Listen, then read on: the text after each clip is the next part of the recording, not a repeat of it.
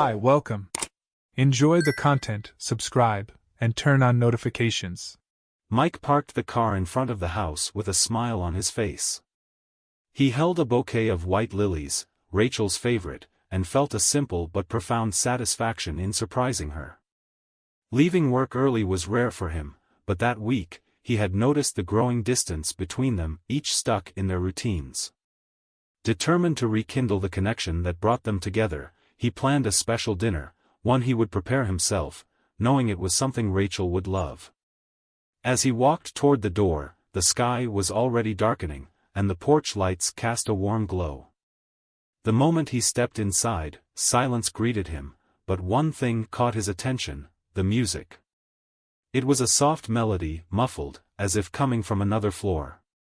Mike's heart quickened, not with worry but with curiosity. Rachel often played music when she was relaxing, reading a book, or tidying up the house. He imagined finding her on the couch, wrapped in a blanket with a glass of wine in hand. "Rachel," he called out, but his voice was swallowed by the distant music. He placed the flowers on the living room table and began climbing the stairs, paying attention to every detail. The familiar lavender scent from a diffuser lingered in the hallway, but something felt different. There was an energy in the air, something he couldn't immediately identify. The upstairs lights were on, casting shadows through the door frames, and his steps slowed. He climbed each step carefully, as though he didn't want the sound of his shoes to disrupt the mystery of the moment. Reaching the top of the stairs, he paused, tilting his head to listen more closely. The music came from the bedroom, but now he could hear something else: a voice. It wasn't loud, but it was clear enough for him to recognize that it was Rachel. She was talking. He couldn't make out every word, but her tone seemed animated, almost nervous. A sinking feeling began to form in his chest, as if his instincts were warning him about something his mind had yet to grasp. Mike walked down the hallway, his breathing heavier. He passed the photos on the wall, pictures from trips and happy moments that felt both recent and distant. As he neared the bedroom door, he noticed it was slightly ajar. The warm yellow light spilled through the crack, drawing a bright line on the hallway floor. He stopped, hesitating for a moment. Was he being irrational to think something was wrong? Maybe she was just on the phone with her mom or dealing with something trivial. But the feeling wouldn't leave him, as if something unseen was pulling him into that room, insisting he needed to know what was happening. Rachel's laughter hit him like a punch to the chest. It wasn't her usual laugh, the kind he knew from when she watched comedies or recalled something funny. This was different. Nervous. Forced, even. He leaned closer, and now her words were clearer. "You're not afraid he'll catch us?" Rachel said, her voice carrying a tone he couldn't quite place. Mike's heart raced in a way he hadn't felt since his high school football days. Heat rose to his neck while a chill ran down his spine. He steadied himself against the wall, taking deep breaths to calm down. He didn't want to rush in and create a scene, but every fiber of his being screamed for answers. Her words echoed in his mind, every syllable a riddle he needed to solve. Who was she talking to?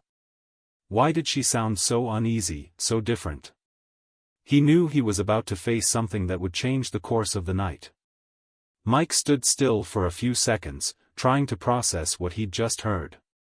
His thoughts raced in every direction, each one more chaotic than the last. Anxiety weighed heavily on him, but something kept him rooted in place, as if bracing himself for what was to come. His breathing was labored, and the silence of the hallway made each heartbeat pound loudly in his ears. Inside the room, the conversation continued, and Rachel sounded more at ease than he had expected.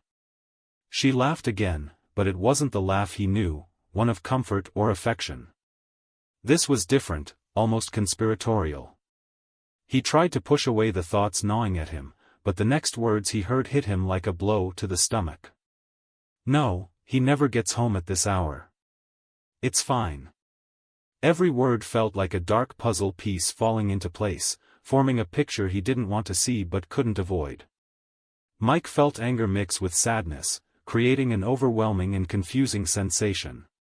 He closed his eyes for a moment, searching for clarity amidst the turmoil in his mind. Am I overreacting? He wondered, trying to rationalize the situation. Maybe this is nothing, maybe, but her words kept replaying in his mind, refusing to grant him relief. He knew this wasn't paranoia. The situation was too strange to be a coincidence. Determined, Mike took a step forward, the creak of the floorboard sounding as loud as thunder. He froze, waiting for a reaction, but Rachel didn't notice. She was distracted, engrossed in the conversation, her words flowing like a current he could barely follow. You're overthinking. He doesn't suspect a thing. That sentence made Mike's blood run cold. Suspect what? He thought. What is she talking about? It was as if the ground beneath his feet had vanished, and he was on the brink of falling into an abyss he never knew existed. The anger surged within him, but something stronger held him back, the need to know the whole truth before confronting her. Time seemed to crawl as he stood there, catching snippets of the conversation, trying to piece it together. Rachel, on the other hand, seemed increasingly comfortable. There was something in her tone that disturbed him deeply, a confidence that he would never find out what was going on. Mike clenched his fists, feeling the tension rise through his arms. He wanted to burst through the door at that very moment, but he knew he needed more. The last thing he wanted was to explode without being absolutely certain of what he was facing. He took a deep breath, trying to remain calm, but the feeling of betrayal consumed him with every passing second. From the other side of the door, Rachel laughed again. Yes, tomorrow is perfect. Same time works for me. That sentence was the final straw. Mike felt as though the air had been knocked out of his lungs. There was no room for doubt or hesitation anymore. Without thinking, he pushed the door open with force. The sound of the door slamming against the wall made Rachel jump, her phone falling to the floor. Her eyes widened in shock as she saw Mike standing there, his expression a mix of disbelief and pain. For a moment, neither of them spoke. The silence in the room was deafening, broken only by the vibrating phone on the floor.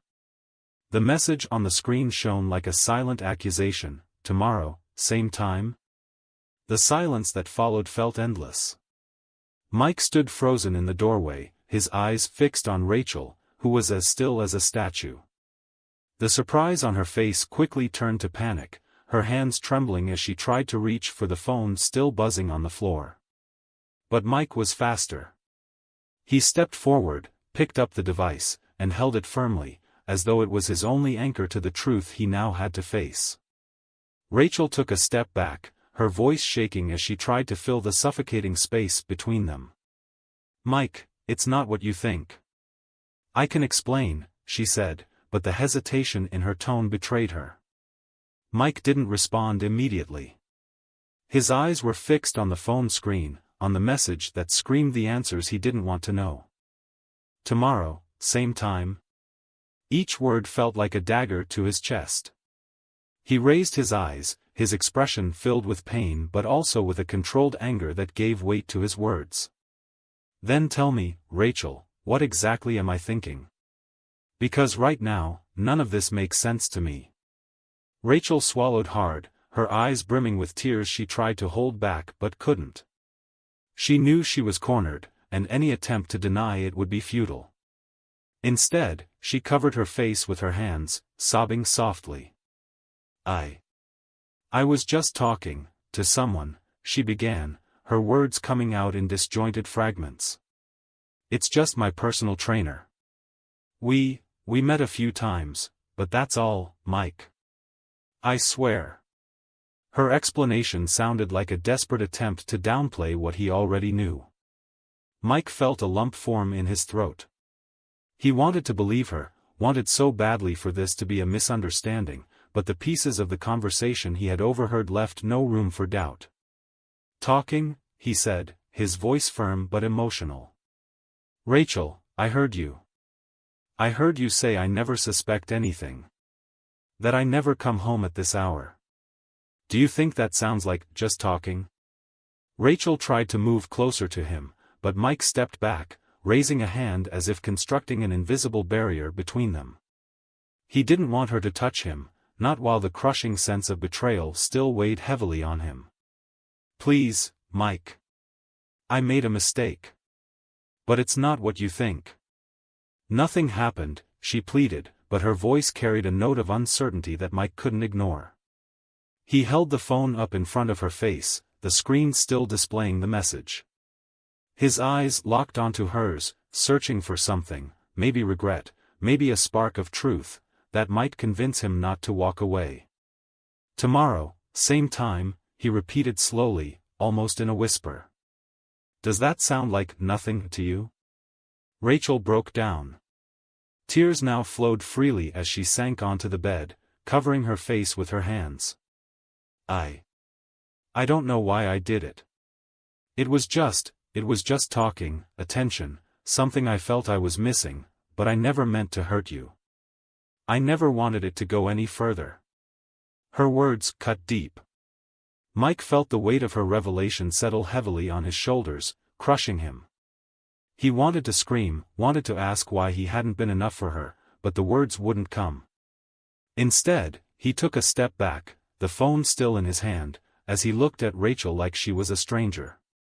You didn't want to hurt me, he repeated, his voice low, almost a whisper.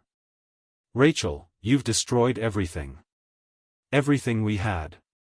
She looked up, her eyes swollen with tears, but before she could say anything, he turned away. Mike felt as though the ground was disappearing beneath him, but he knew he couldn't stay in that room a second longer. He left without looking back, the phone still buzzing in his hand, a constant reminder of what he had just lost.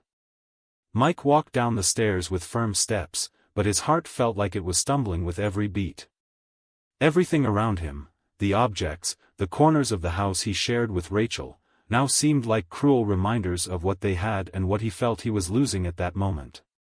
He still held the phone, not knowing why he couldn't let it go. Maybe because it now symbolized the truth he didn't want to face but had no choice but to accept. Reaching the living room, he stopped by the table where he had left the bouquet of white lilies. They were still there, so fresh, so pure, so disconnected from the reality that now consumed him. He looked at the flowers for a moment, and the irony of the situation hit him hard.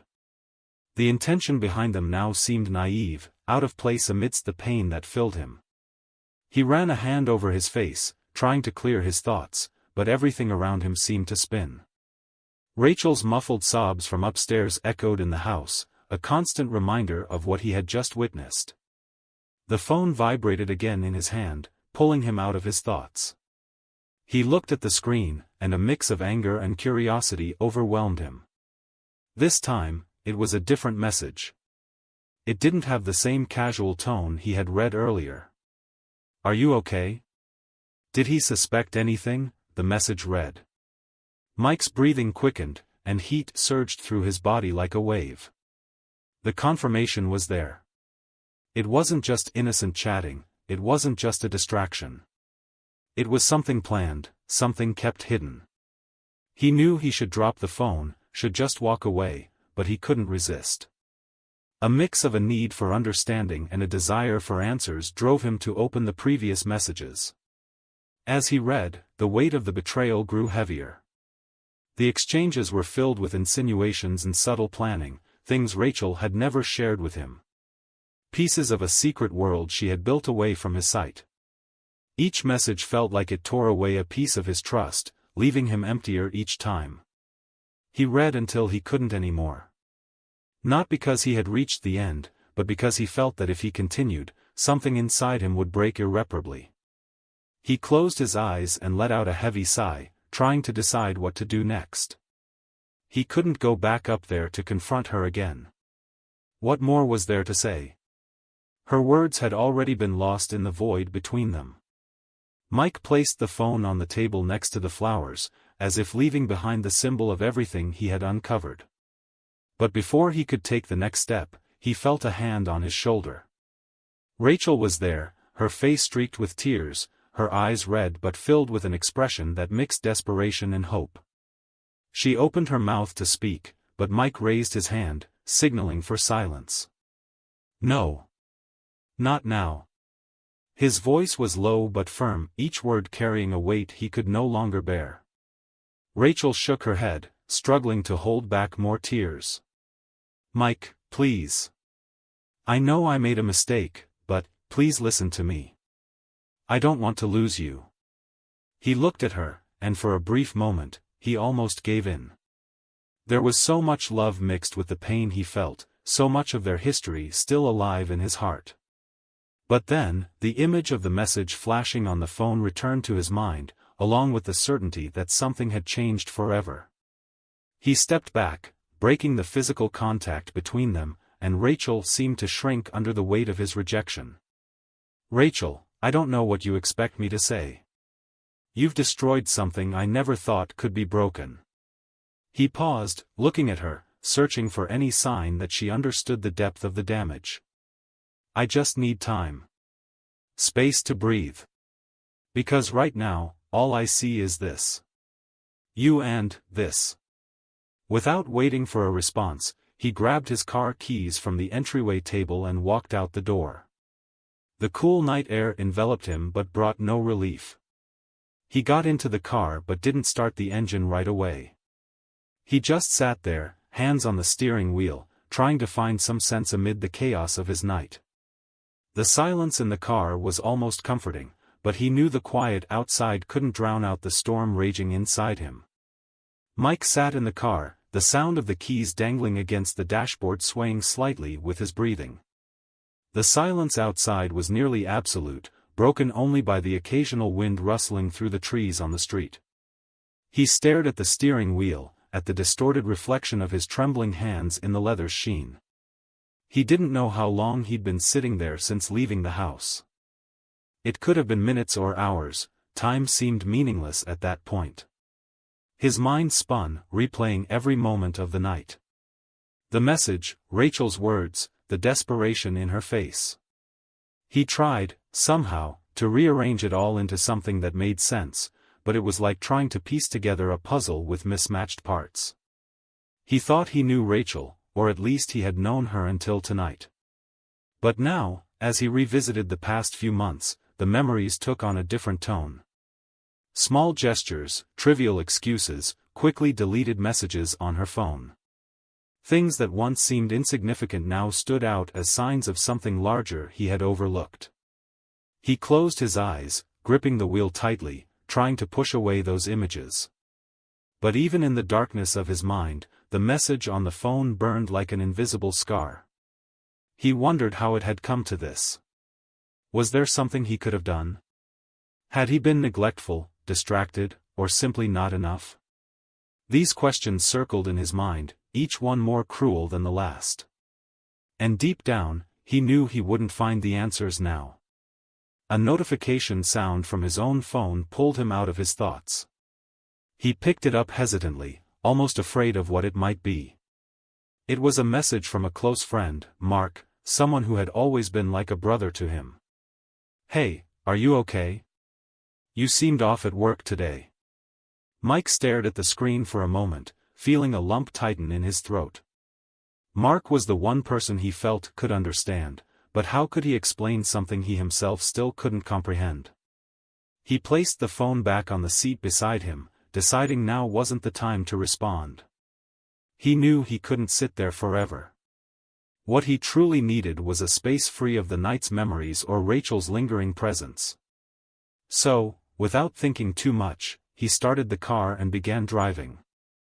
He didn't have a destination, he just drove, guided by a need for movement, to escape something that seemed to relentlessly chase his mind. The streets were deserted, lit by dim streetlights casting distorted shadows on the pavement.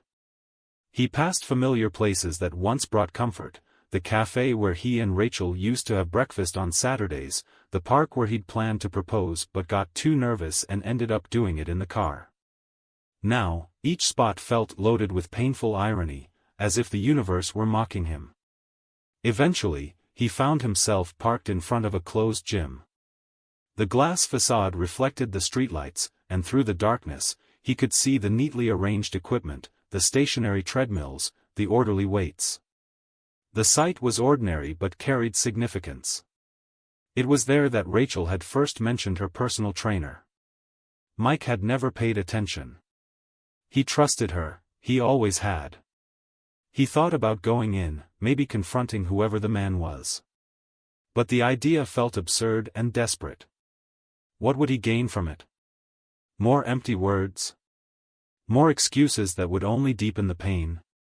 He shook his head, muttering to himself, "This won't change anything." The exhaustion finally caught up to him. He felt the weight of the night pressing down on his shoulders, consuming whatever energy he had left.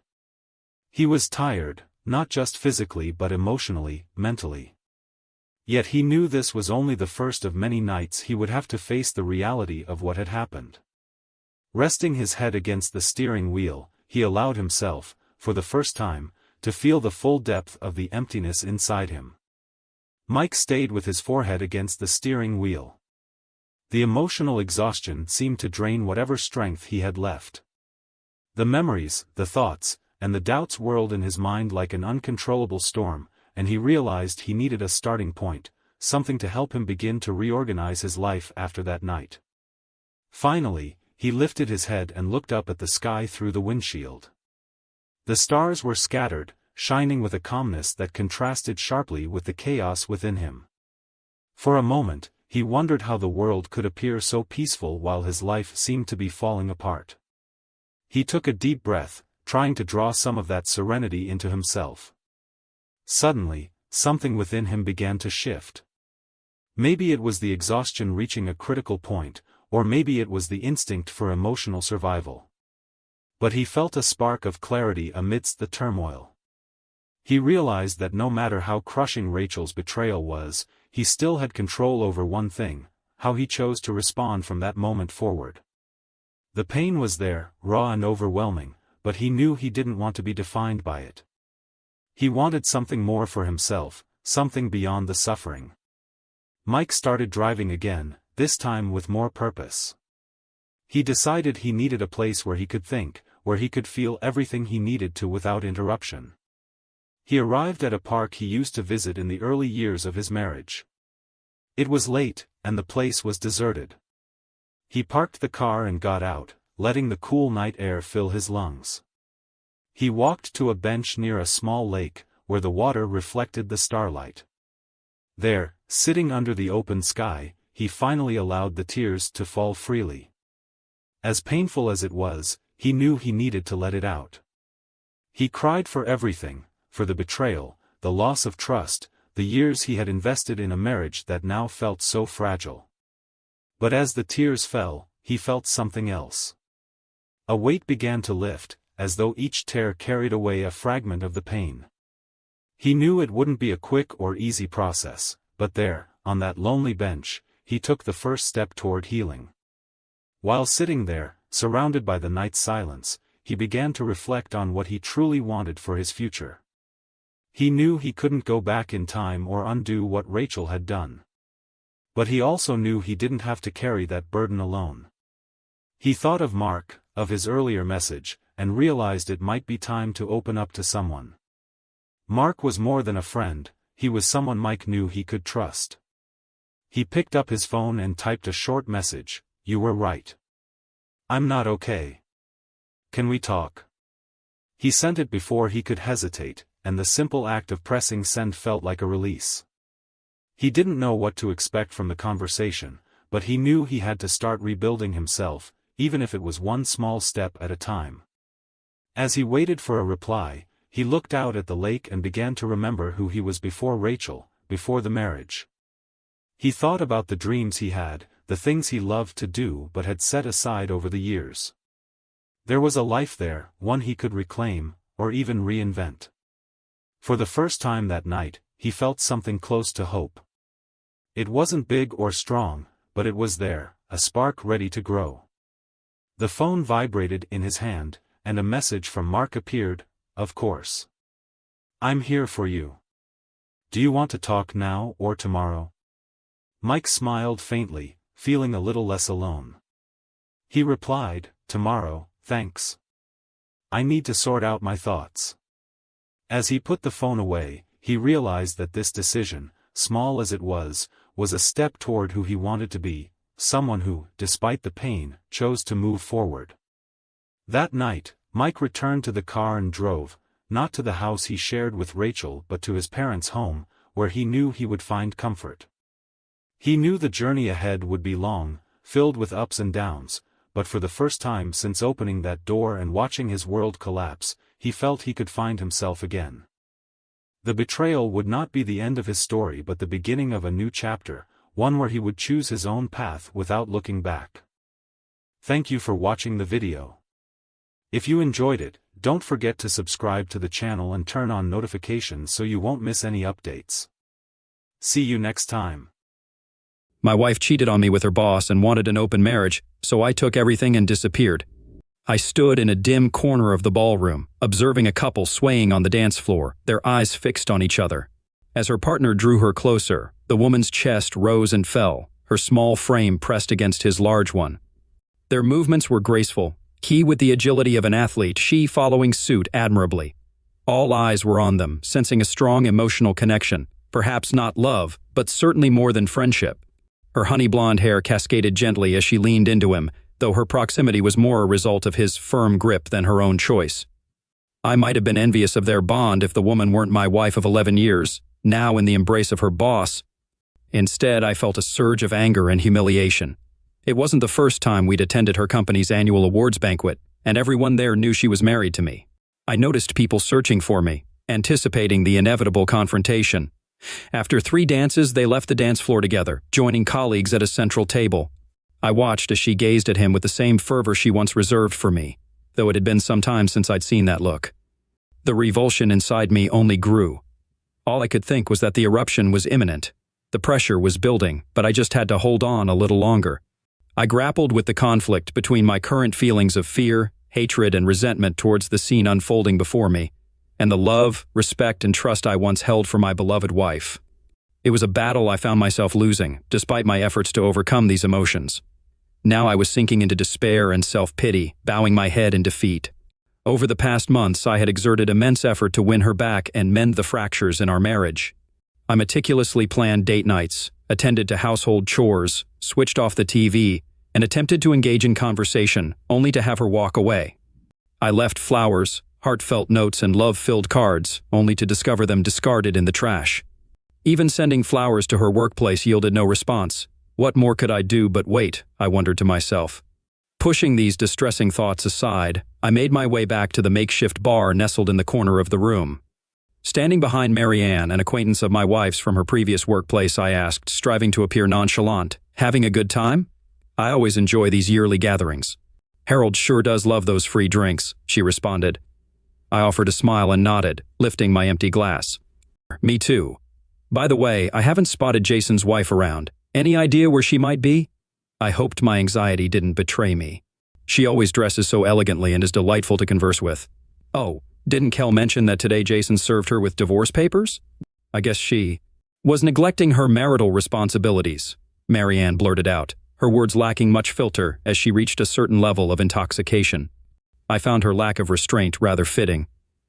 "No, I don't think so, especially since it's Friday night and all. We came straight here after I finished work, and there wasn't any time for gossiping." I didn't just stretch the truth, it was a blatant lie. We even took the afternoon off to prepare for tonight. She had plenty of opportunity to bring it up, but she chose not to, I replied, refilling my Captain and diet and fetching a glass of white wine for Kelsey before making my way over to where she and Jason were standing. They were so engrossed in each other that they didn't notice my approach. "Kel, I brought you a glass of wine," I said, handing her the drink. She jumped slightly at the sound of my voice. "Oh, you startled me," she exclaimed, taking the glass. "Thank you, dear." The rest of us felt increasingly uneasy the longer we lingered. Most people suddenly found the tablecloth quite captivating or discovered something fascinating across the room, avoiding direct eye contact. Others stared, likely pondering my thoughts and how oblivious I appeared. A younger guy, approximately 25 years old, even flashed a grin when he noticed me eyeing the table. We locked gazes for a moment before his smile faded and he too suddenly found the tablecloth fascinating.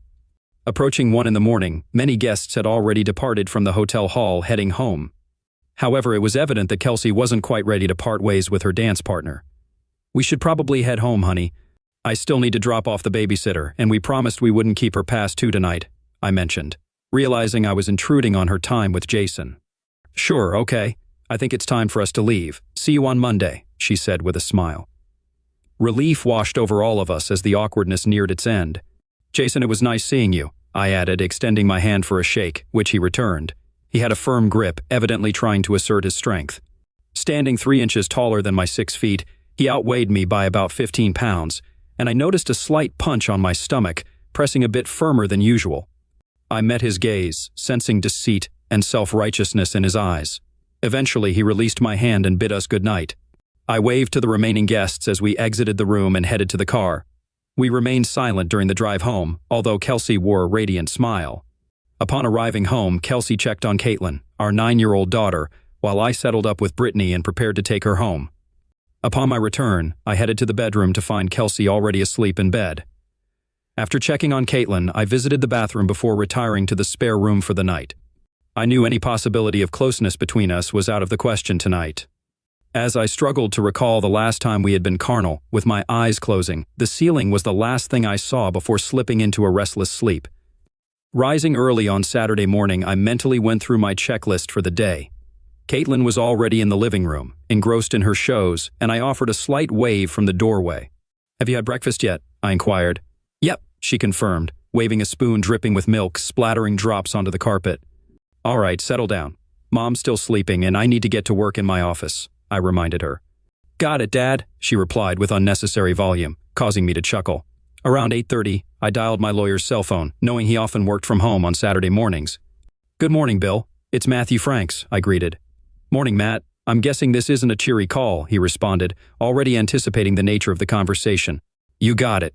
It's time to set the plan in motion. I've learned that Jason served his wife yesterday. Any word if Kelsey has consulted with a lawyer yet?"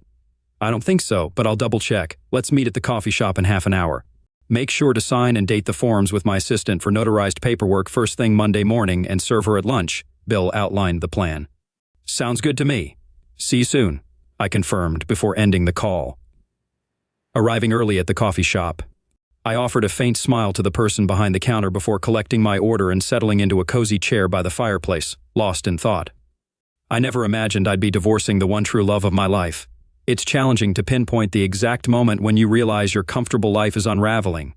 For me, it was triggered by a traffic ticket, one of those automatic camera checks for running a red light. When the notice arrived in the mail, I chuckled, instantly recognizing it as Kelsey's doing. She always flipped on her headlights when in a rush. I opened the envelope, deciding to silently shed tears instead of speaking. It seemed futile to confront this directly. The photo depicted Kelsey with a man's shoulder and arm visible beside her.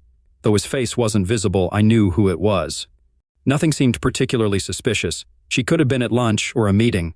I checked the date, March 5th, and something about it bothered me. Recalling our text messages, I remembered plans to stop by Mary's after work to pick up clothes for Kate. At the time, it didn't strike me as unusual. Despite my suspicions, I dismissed them, attributing it to Mary's usual generosity. Checking the intersection on Google Maps revealed it was on the opposite end of town from Mary's residence. Still, I tried to convince myself it could be innocent. However, as I pieced together events since late November, doubts grew. Kelsey had kept a low profile, and holiday arguments became commonplace. By January, affection dwindled, and our conversations revolved around work or Caitlin. We no longer discussed our dreams, family vacations, or our future together. Since childhood, I've had a trust fund. Initially, my great-grandfather purchased undeveloped land in the Pacific Northwest, selling portions as the local town expanded. Upon his passing, I inherited proceeds from these sales, boosting the fund. Following my grandfather's passing, it grew once more. Thankfully, my family's self-sufficiency meant I never had to dip into it. The balance stabilized and even grew slightly through accrued interest. Upon my father's demise, with my mother also deceased, I inherited all family property, merging it with my trust. With our accumulated wealth, we were on the verge of settling for life. However, Kelsey and I continued to work and increase our net worth in anticipation of retirement. I obtained a prenuptial agreement to safeguard the fund. Throughout our marriage, Kelsey and I regularly updated our prenup and wills. One clause that remained unchanged was the standard divorce clause delineating asset ownership. We also included a provision for Caitlin's education in case of my passing or divorce, with specific conditions regarding the circumstances. To ensure preparedness, I maintained access to legal and accounting services. Seeking advice, I reached out to my lawyer for a referral to the best local divorce attorney, scheduling a consultation later in the week to explore my options. Given our sturdy prenup, he remained unworried about potential financial concerns. I clarified that while I wasn't ready to take drastic action yet, I sought guidance on the next steps. Well, Matt, one option is to hire a private investigator to delve into the situation and ascertain if there's cause for concern. Unfortunately, all my PIs are currently tied up with other cases. It'll be several weeks before they can prioritize yours. But I'm not keen on waiting. This is already keeping me up at night. Are there any other avenues we could explore? There is one possibility, albeit a somewhat dubious one. He's trying to turn over a new leaf, but he's not exactly the most trustworthy character. We affectionately refer to him as Larry the Rogue, Bill elaborated. He's a former cop who got the boot due to complaints and some shady dealings. He could get started immediately, but I'm hesitant to recommend a long-term partnership with him. Why the nickname? I inquired with a chuckle. I want to ensure everything is above board, so if we uncover anything, we're on solid legal footing if we need to proceed. That's fine. Is he legit? I understand he has a knack for obtaining evidence, such as detailed photos, videos, emails, and phone conversations that, let's say, tread the fine line of what's admissible in court. But I've heard his findings are ultimately conclusive proof of infidelity, one way or another. All right. As long as it's within legal bounds, we can settle with him for now and transition to a more reputable private investigator in a couple of weeks, I mused. Pausing, I added, do you reckon he can kick things off today? I'll give him a call and find out. I'll keep you posted.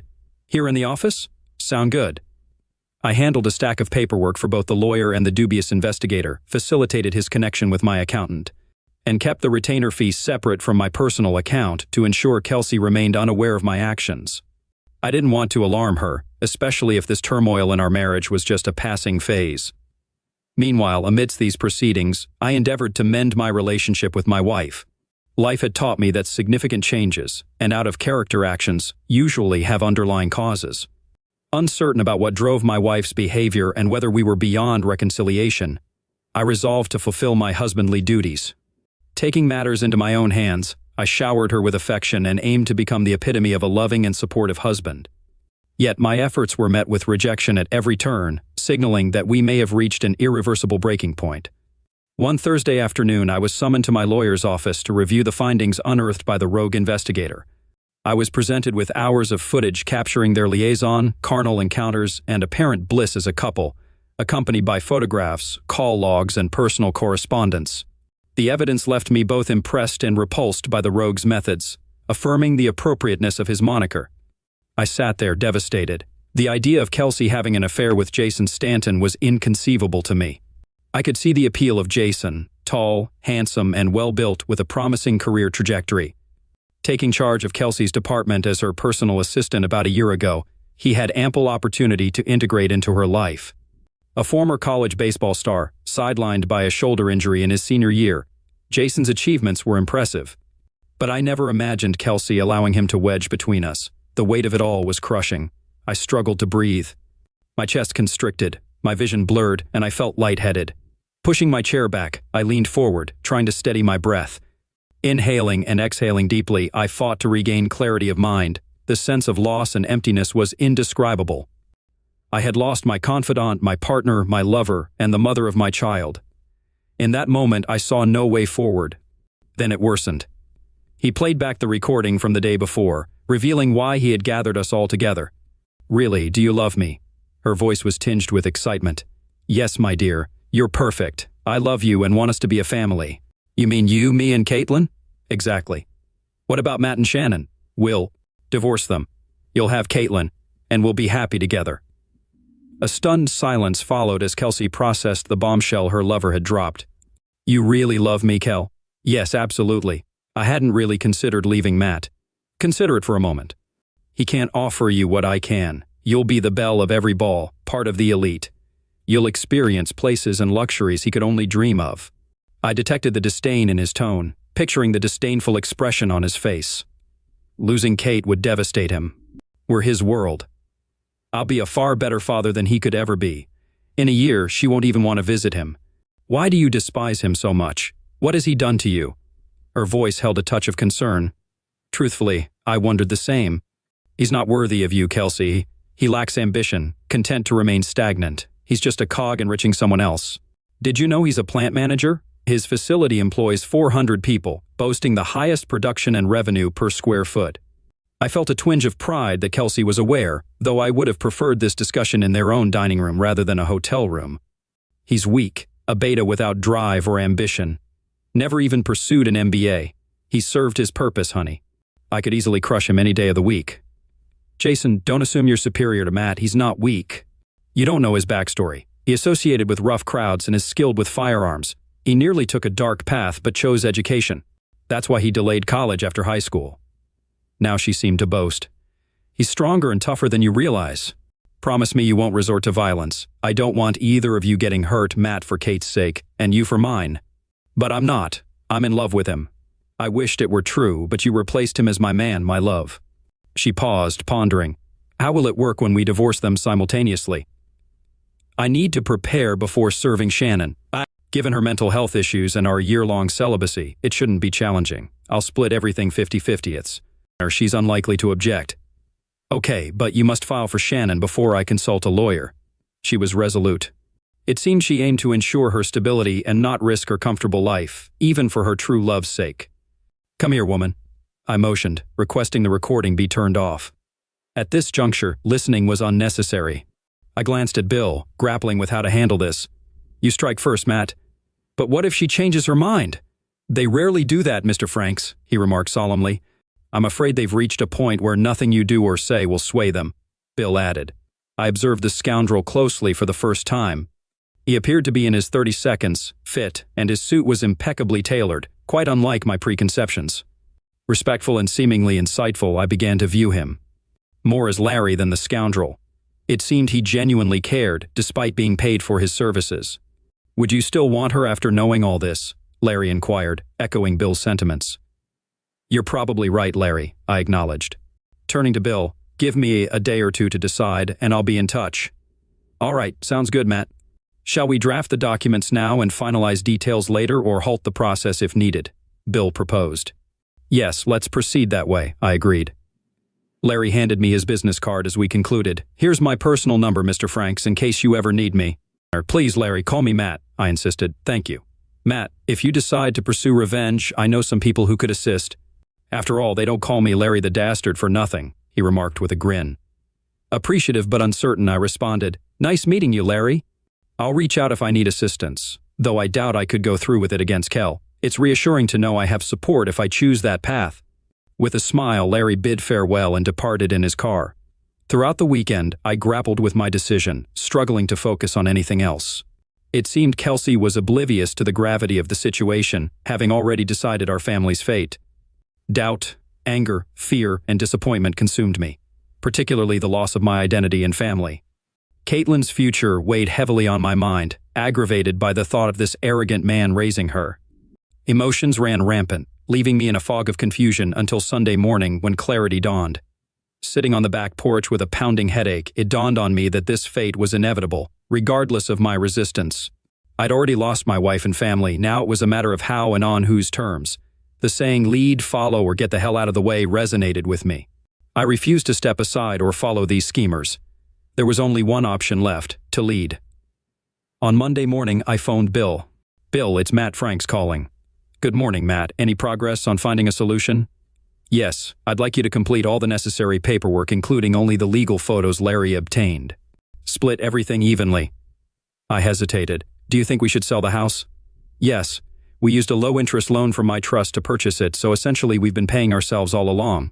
We'll divide any proceeds from the sale, but I'll repay the full loan amount and the accumulated interest. Also, please allocate $200,000 from my trust to Kel as a considerate payment for her services. It might soften her stance if she knows she won't be left destitute. I'm seeking primary custody of Kate. I understand it won't be simple, but perhaps Larry can uncover some damning information about Jason that diminishes his suitability as a father figure. I've heard he was quite the fraternity standout in college.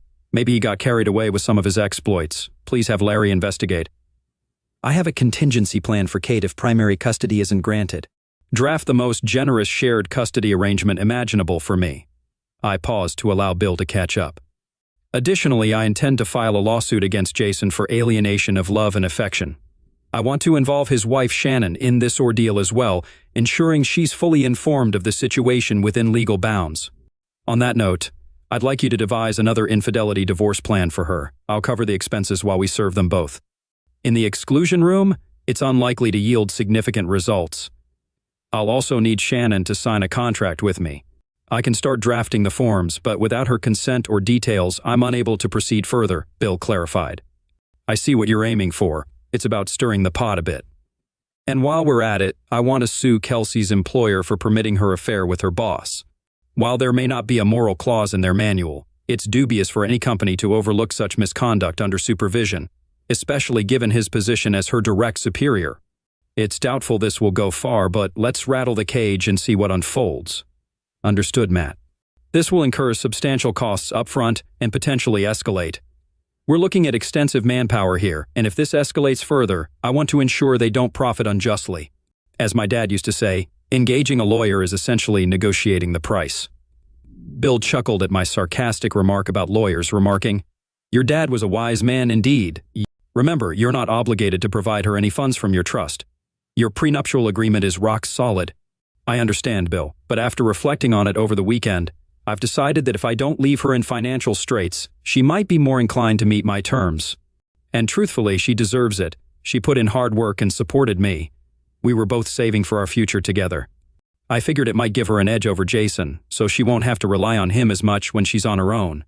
She deserves better, but there's no way I'm giving that cheating scoundrel Jason more than he's already taken from me in life. I mean, my wife should have been enough. As I spoke, I felt a surge of anger, thinking about how Jason had seized the life that should have been mine. Despite the circumstances, I always strived to be fair in my relationships and wanted to ensure I treated Kelsey with fairness, even if she didn't reciprocate. My solace is knowing that Caitlin will understand my actions later on, when she sees how our family fell apart. Before I forget, Bill, hold off on any filings for now. I want everything prepared and ready to go, but I prefer to wait for her to make the initial move. This way, I'll have more time with Kate in our family home.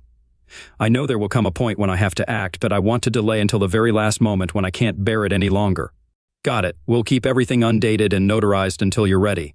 I work from home on Saturday morning, so feel free to call me then too. We can't file until Monday morning anyway, but I'll have someone ready to serve them as soon as the doors open. Okay, that's the plan. Goodbye for now. I retrieved Larry's business card from my pocket and dialed the number. Larry, it's Matt Franks. How's it going? I'm good, he replied. Are you ready for some dirty work? Well, kind of. But I need you to hold off until I give the green light. No problem, Matt. What's the game plan? Can we meet up? Yes, give me an hour. Sounds good, I responded. I was already waiting when he pulled into the parking lot. After grabbing some coffee and a snack, he sat across from me. I want to gather all the damning evidence, photos, videos, recordings, everything. And we need to figure out a way to anonymously send it to Shannon Stanton, perhaps through email. No problem. I know someone who operates on the dark web, Larry said, and that's it. How about posting a video on a 30th site or sending nasty messages to Kelsey's parents or coworkers? Man, he's devious, I thought. No, Kel still has to stay in town. I wouldn't want her so humiliated that she leaves town with Kate. And despite everything, I still love her, even if she doesn't love me anymore. I slid an envelope containing $5,000 in cash across the table. This should help you get started, but let me know if you need more. Larry accepted the money and glanced at me. I think $3,000 will suffice. He may be tough, but at least he's straightforward.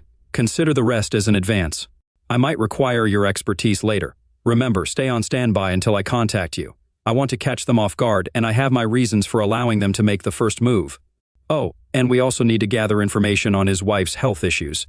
Her medical background could impact our decisions down the line. Can you handle that? Absolutely, Larry replied. And Bill mentioned you were looking into Jason's college years. I'm hoping to uncover something useful if custody becomes a battle. Larry nodded, jotting down a few notes on his pad.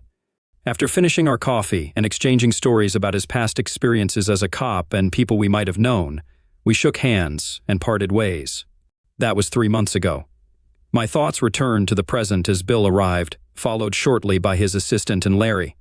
Ready to proceed? Bill inquired once we were all seated. Yes, it seems that way. Larry, do we have any indication if Kelsey has sought legal counsel? As far as I know, no, I replied. I quickly checked her email after Bill's call and didn't find anything. I'll take a closer look today, and should know by Monday morning. Larry grinned and gave me a knowing wink. And what about Jason? Any skeletons in his closet? I asked with a glimmer of hope. Well, he was under investigation during his time in the fraternity.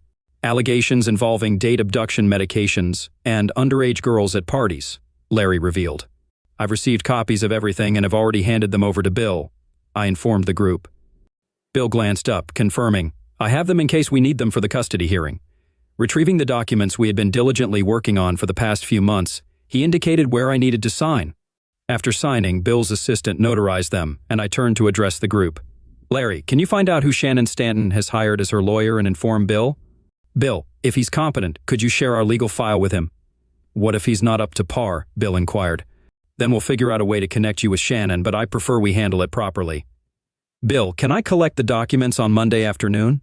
I plan to hand the paperwork to Kelsey personally, first informing her of the situation, and then you can officially serve her on Tuesday. Bill nodded understandingly and conferred with his assistant about preparing the server for Tuesday. I believe we can begin reaching out to Shannon, since she'll likely be updated soon. Bill, you can share the file with Shannon's lawyer on Monday afternoon, provided it doesn't interfere with my discussion with Kelsey on Monday evening. I leaned back in my chair, exhaling deeply. Things should be fully underway by Wednesday. Matt, have you considered where Kelsey will stay on Monday night? Bill inquired suddenly. Would it be an issue for her to stay at the house for a few days? No, unless a restraining order is obtained and she consents. I wouldn't share a bed with her. Legally, it shouldn't be an issue, but it might make you uneasy. I'd worry about how a less scrupulous lawyer might exploit this information, Bill added. All right, I'll give her a week to find alternate accommodations. We're not carnal at the moment, so I don't foresee any issues. Oh, you mean sharing the same bed, but our documents grant me temporary control of the house and custody of Kate, right? Yes, until her attorney files a motion to overturn the arrangement or until we all reach a consensus. I meant actually sharing the same bed. It might give off an odd vibe, Bill explained. Don't worry, we're not sharing a bed currently. Hey Larry, what did you uncover about Shannon's health? She's been battling depression and bipolar disorder for years. Apparently, the medications have dampened her libido, so Mr. Wonderful went searching elsewhere. I'm not sure we want to know how you obtained this information, I remarked. Larry simply grinned and shook his head while Bill pretended to be shocked. Bill, does this have any relevance to our situation? I inquired. Not at the moment. It might become significant later when we address guardianship and determine living arrangements, Bill clarified. As Bill jotted down notes on his iPad, we conversed for a few more minutes before gradually concluding our strategy session and resuming our respective tasks for the day. I felt somewhat disheartened for the remainder of the weekend, weighed down by the impending responsibilities awaiting me on Monday. Kelsey remained oblivious to any changes, as expected. On Sunday, I arranged for my aunt to pick up Caitlin from school on Monday and care for her overnight, allowing me to discuss important family matters with Kelsey. They resided on a farm outside the city, and Caitlin enjoyed playing with their dogs and tending to the animals. She'd be taking Caitlin to school on Tuesday, and I've decided we'll break the news to Caitlin on Tuesday evening.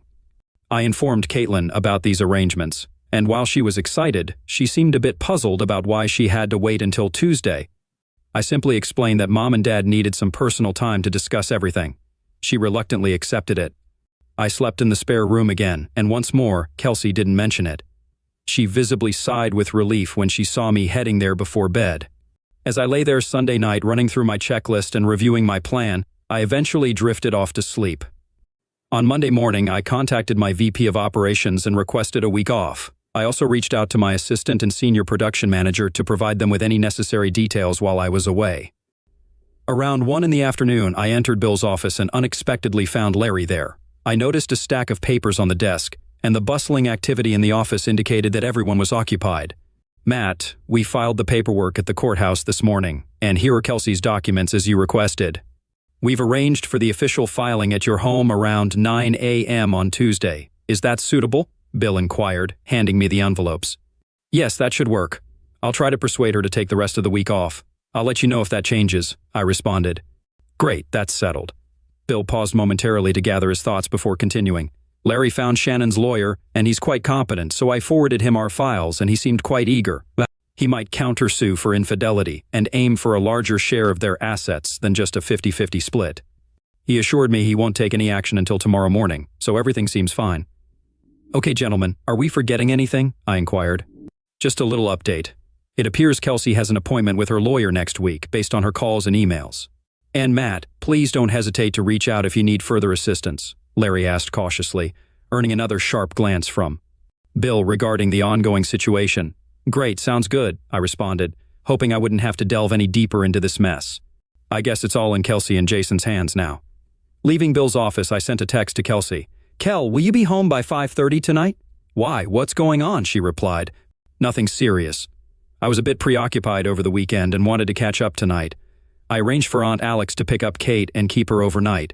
I thought I'd bring dinner home. Any requests? How thoughtful. Ready. I'll have dinner ready at 5:30. I felt guilty for setting her up like this, but it had become a common occurrence for me lately. I hoped she would interpret it as me making an extra effort to be affectionate. Kelsey arrived home around 5:15 and changed while I set the table and served the food. I poured us each a glass of wine and sat at the table, waiting for her. She took a long sip from her glass as she joined me. We shared the food and engaged in light conversation, and she seemed completely unaware of what was about to unfold. What's your schedule like for the rest of the week? I inquired after we finished eating, both of us freely picking at our favorite dishes. Do you want to make plans? She asked, glancing at me sideways. No, I thought you might want to take a week off after we talk, I stated in a flat tone, trying to keep any emotion out of my voice. Why should I do that? You'll understand, Kel, I said, placing the envelope on the table in front of her. She glanced at it and then back at me, taking another sip of wine. I'm aware of Jason and your intentions to file for divorce, I stated bluntly. She coughed slightly, surprised, and stared at me with a blank expression. I could see her mind working, trying to comprehend how I found out and what action she could take to slow me down. What scam? She finally grasped, referring to the meeting with the lawyer next week and Jason's filing against Shannon. I know you're in love with him and plan to take Kate and leave me. I opened the bag and slid some photos toward her. Her eyes widened as she set her glass down and picked up the photos, scanning through them. I noticed her eyes glistening and heard her start to hiccup slightly, a sign of her emotional distress. I'm so sorry, Matthew. I never wanted any of this to happen. I don't know what else to say, she murmured, her gaze fixed on the table. I understand, Kel. I've been aware of your intentions for months now. I've had time to come to terms with it to some extent. It's incredibly disappointing and painful for me, I responded solemnly. I took a moment to compose myself, attempting to control my rising anger. The only thing I need to know is if there's something I did or didn't do that pushed you toward Jason, I pressed. Oh God, no, she exclaimed, meeting my gaze briefly before looking away. I think it just happened out of guilt and shame. You didn't do anything. You were a wonderful husband and father. I just fell for him, she confessed, her voice breaking. I felt a mix of disappointment and relief. It seemed there was nothing I could do. If she had simply fallen out of love with me and chosen Jason, he had evidently taken enough time to win her over and push me out, leaving me powerless to stop it. Our marriage had reached its end, and all that remained was paperwork. I presented the terms of the divorce and handed them to her. Here's the proposed agreement. I've already filed my application, so you won't need to do that if you agree to my terms. The main points include upholding the prenuptial agreement, meaning my trust is off the table. I'm offering to sell off our joint assets and split them equally, including the house. Since I filed first, I'm requesting full custody of Caitlin and minimal child support. Of course, you'll have a flexible visitation schedule. I'll keep her on my insurance, but you'll need to arrange for your own. You can keep your $401k and any investments from the marriage, as well as the inheritance from your mom. I don't want to take what's rightfully yours. We'll divide the investments we made together. Kate and I will remain in the house until it's sold. Additionally, I'm providing $200,000 from my trust to help you get settled. I suggest you create a prenuptial agreement to safeguard your assets if you proceed with Jason. I want to ensure you're self-sufficient, so I'm not asking for spousal support. I paused to let her process what I'd outlined. I think I should have custody of Caitlin. She'll need her mother as she grows up, she asserted. I wholeheartedly agree, but you can be involved through visits and calls. Frankly, I don't trust Jason with our daughter. I know he plans to win her over with gifts and charm. Since he couldn't have his own child, he wants mine. I'm already generous in letting him have you, but he won't have our daughter. I understand you'll want to discuss custody further. Let's let the lawyers handle it and try to keep it civil. I offered custody as a peace offering after seeing Kate's reaction during her discussion with Jason. He wouldn't damage her, but that's for you to decide.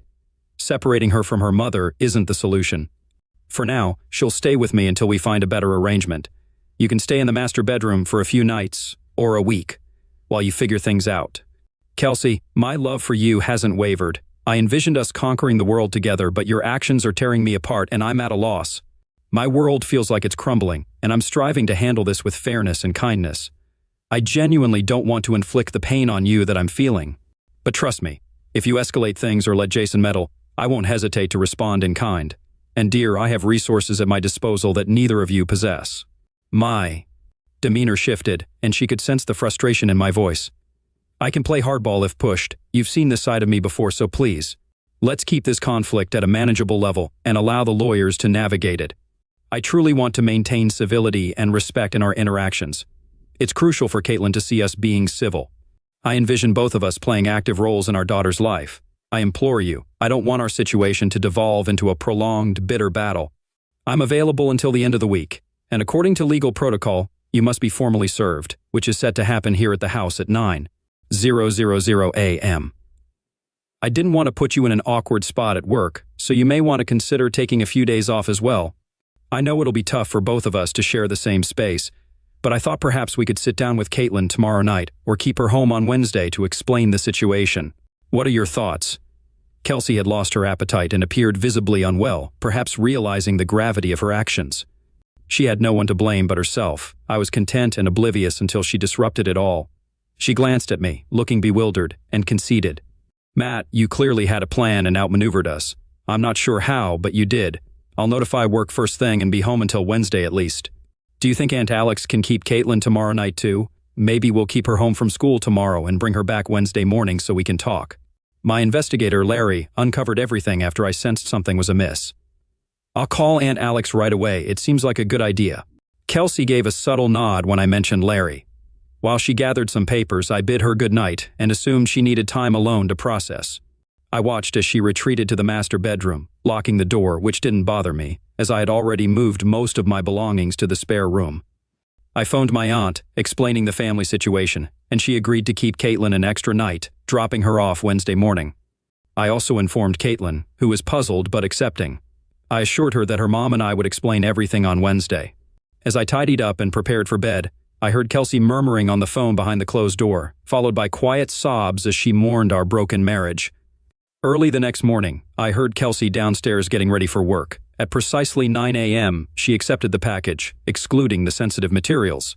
Shortly after, she grabbed her belongings and left without specifying her destination, presumably to meet Jason, her lawyer, or someone else sympathetic to her plight. Later in the day, Bill called to update me that both Jason and their company had received our legal claims. Surprisingly, Shannon had also countersued Jason around the same time. Bill stressed the importance of remaining vigilant, as Jason had apparently made threats against me. Although I never anticipated Jason acting recklessly, given his gains, I took precautions. I retrieved my .45 ACP from the weapons safe, ensured it was loaded, cocked, and locked, then placed it on the chair while I watched TV. A few hours later, while standing at the sink, I spotted a black BMW pulling into my driveway, with an enraged Jason jumping out and retrieving a baseball bat from the back. Sensing danger, I hurried back to my chair, where my cell phone was, and dialed emergency. Feeling safer with the door locked, I reported to the operator that my wife's boyfriend was in the driveway with a baseball bat. As I heard a second car pull up outside, accompanied by screams and voices indicating Kelsey's presence, a high-pitched screech pierced the air. I jumped as my front door shattered from the impact, and Jason burst inside, screaming threats at the top of his lungs. With my hand on the pistol grip, I remained calm. Jason swung the bat wildly as Kelsey screamed outside, pleading with him to stop. I took your wife, and now I will eliminate you and take your daughter too, he yelled furiously. I allowed him to advance another 5 feet before drawing my weapon. His narrowed eyes indicated poor judgment.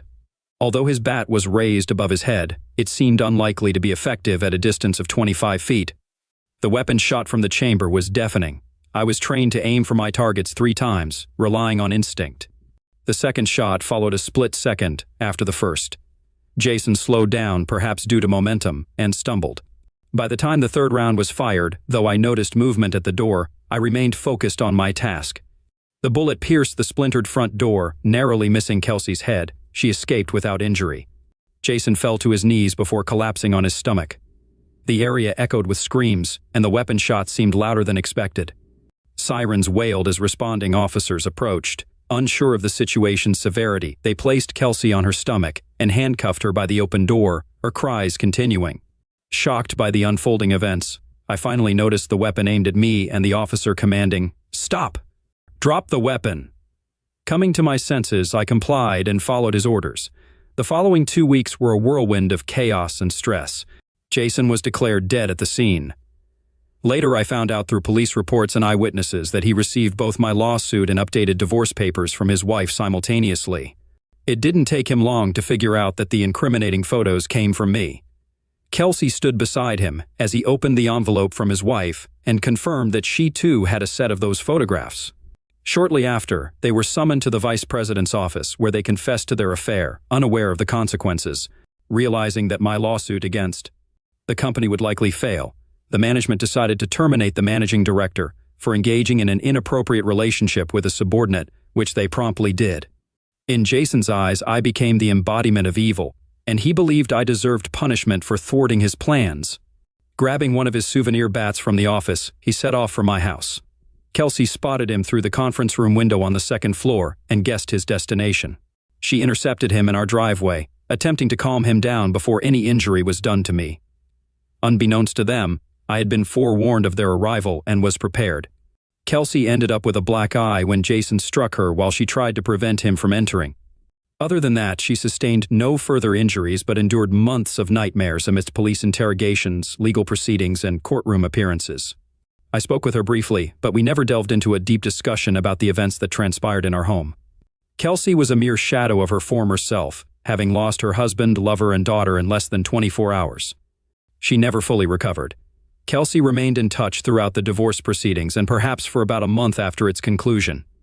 Surprisingly, she never enlisted a lawyer or contested the divorce, allowing me to easily secure custody of Caitlin. However, to my surprise, she never fulfilled her part of the financial settlement. Bill held onto it for her, but eventually returned it to me a year later. She never returned to our home and instead stayed with family until she vanished. Despite a few supervised visits with Caitlin, they were often awkward or unproductive. Regardless, I ensured Caitlin was available for every scheduled visit, whether confirmed attendance or not. She showed up roughly every fourth visit. I learned that Kelsey had developed a dependency on painkillers and other prescribed medications to manage her mental well-being. By the time she disappeared, she was unemployed, isolated, and destitute. Neither Caitlin nor I nor anyone she knew had any means of contacting her, and she ceased all communication with us. We were left without a wife and mother. Eventually, we sold the house and purchased another in Caitlin's school district, striving to rebuild our lives. Both Caitlin and I sought counseling to cope with the trauma.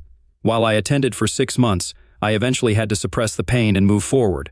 I had a daughter to care for and a life to lead. Caitlin underwent counseling for several years intermittently, largely due to her response to the divorce and Kelsey's disappearance. She grappled with numerous psychological challenges. It took me 3 years to gather my bearings enough to consider dating again. A few months later, I encountered a remarkable woman named Jo, who was compassionate and understanding regarding Caitlin's and my circumstances. Our courtship progressed much slower and longer than either of us desired, but eventually evolved into a physical relationship, leading to marriage roughly 16 months later. Jo and I nurtured Caitlin as our own daughter but opted not to expand our family further. Over time, our lives stabilized and flourished. Our only hurdles centered around significant milestones in Caitlin's life, such as her high school and college graduations. I enlisted Larry's help multiple times in attempts to locate Kelsey, yet every lead proved fruitless. The prevailing belief was that she likely met an unfortunate demise in solitude and despair. It was a harrowing ordeal, but we persevered as best we could and moved forward. I was grateful for the opportunity to devise a strategy and enlist the right assistance to implement it effectively. You know, when I first read this story, I was very surprised. I haven't seen so much dirt in a long time. Betrayal for the sake of retribution. Swingers and even a lost panties. If I were in that situation, I would have come out of it gray-haired. Enjoy the movie. Hello everyone, I guess the thing that gets to me the most is how oblivious I was. I mean, we all hear those stories about someone cheating, and we think, how the hell did they not notice? But let me tell you, it's not that simple. You think everything's fine. You don't go snooping into your wife's business. Why would you? You're busy enough with your own stuff. And Clara, well, she didn't give off any obvious red flags. Or maybe she did, but I wasn't paying attention. I should have paid attention. But I didn't. You see, Clara was the kind of woman who was always up to something. Always had plans, meetings, events, shit I couldn't care less about, to be honest. She'd talk about her job, her co-workers, who's getting promoted, who's screwing who in the office. And I'd nod along, pretending to give a damn. Looking back, maybe I should have been more interested. Maybe if I had listened more closely, things wouldn't have blindsided me the way they did. But hindsight, as they say, is 20/20ths. Let me start from the beginning. So Clara, my wife, at least she was my wife at the time, she cheated on me. And not just in the typical way you hear about. No, this wasn't your run-of-the-mill affair where you find out she's sneaking around behind your back. No, she did it with my best friend. And the worst part? It happened while I was in the same room. Yeah, you heard that right. I was right there, completely unaware of what was going on. How screwed up is that? But let's not jump ahead too fast. To really understand how messed up this situation was, you need to know about the group of people we used to hang out with. There were 10 of us, a tight-knit group, or so I thought. We did everything together. Holidays, weekends away, dinners at each other's houses. Some of them were married, some dating, and a couple of us were just stuck somewhere in between. Let me tell you about Tom. Tom was a great guy, at least that's what I thought back then. He was one of those guys who women always seemed to like. He was charming, easy to talk to, made people feel comfortable. But when it came to relationships, the guy had no luck. I mean, it was like every relationship he had just exploded in his face. He'd date a girl for a few months, and next thing you know, it was over. He'd shrug it off and laugh about it, say something like, well, that's just life, huh? And we'd all move on. Then there was his sister, Martha. Now, Martha was something else. She had this presence about her, you know? The kind of woman who walks into a room, and everyone turns to look. She had recently broken up with her boyfriend, and for a while, we all thought maybe she and Tom would start bringing different dates to our little gatherings. But that never happened. She stayed single. And for some reason, she liked hanging out with us, her brother's group of friends, more than she liked going out and meeting new people. I didn't think much of it at the time, but now, well, maybe there was more to that too. Anyway, about a month before everything came crashing down, we decided to plan this little weekend trip. The whole group. We rented this massive cabin out in the woods. Actually, calling it a cabin doesn't do it justice. It was more like a freaking villa. The thing had so many rooms you could get lost walking from one end to the other. The idea was simple. Get out of town, drink too much, tell stupid stories, and just enjoy a break from reality. That first day was a blast. The air was fresh, and it felt like the kind of getaway we all needed. We drank, we laughed, we sang songs, and everyone seemed to be in high spirits. I remember feeling good, you know, like life wasn't so bad. By the time the night rolled around, we were inside, all sprawled out in the living room, the place lit up with the glow from the fireplace.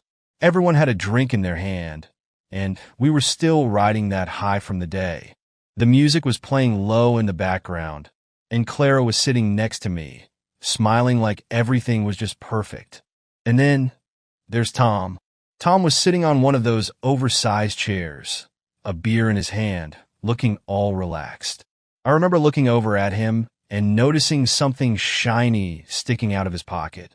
At first, I thought it was just a reflection of the light or something, but then I realized there was something there.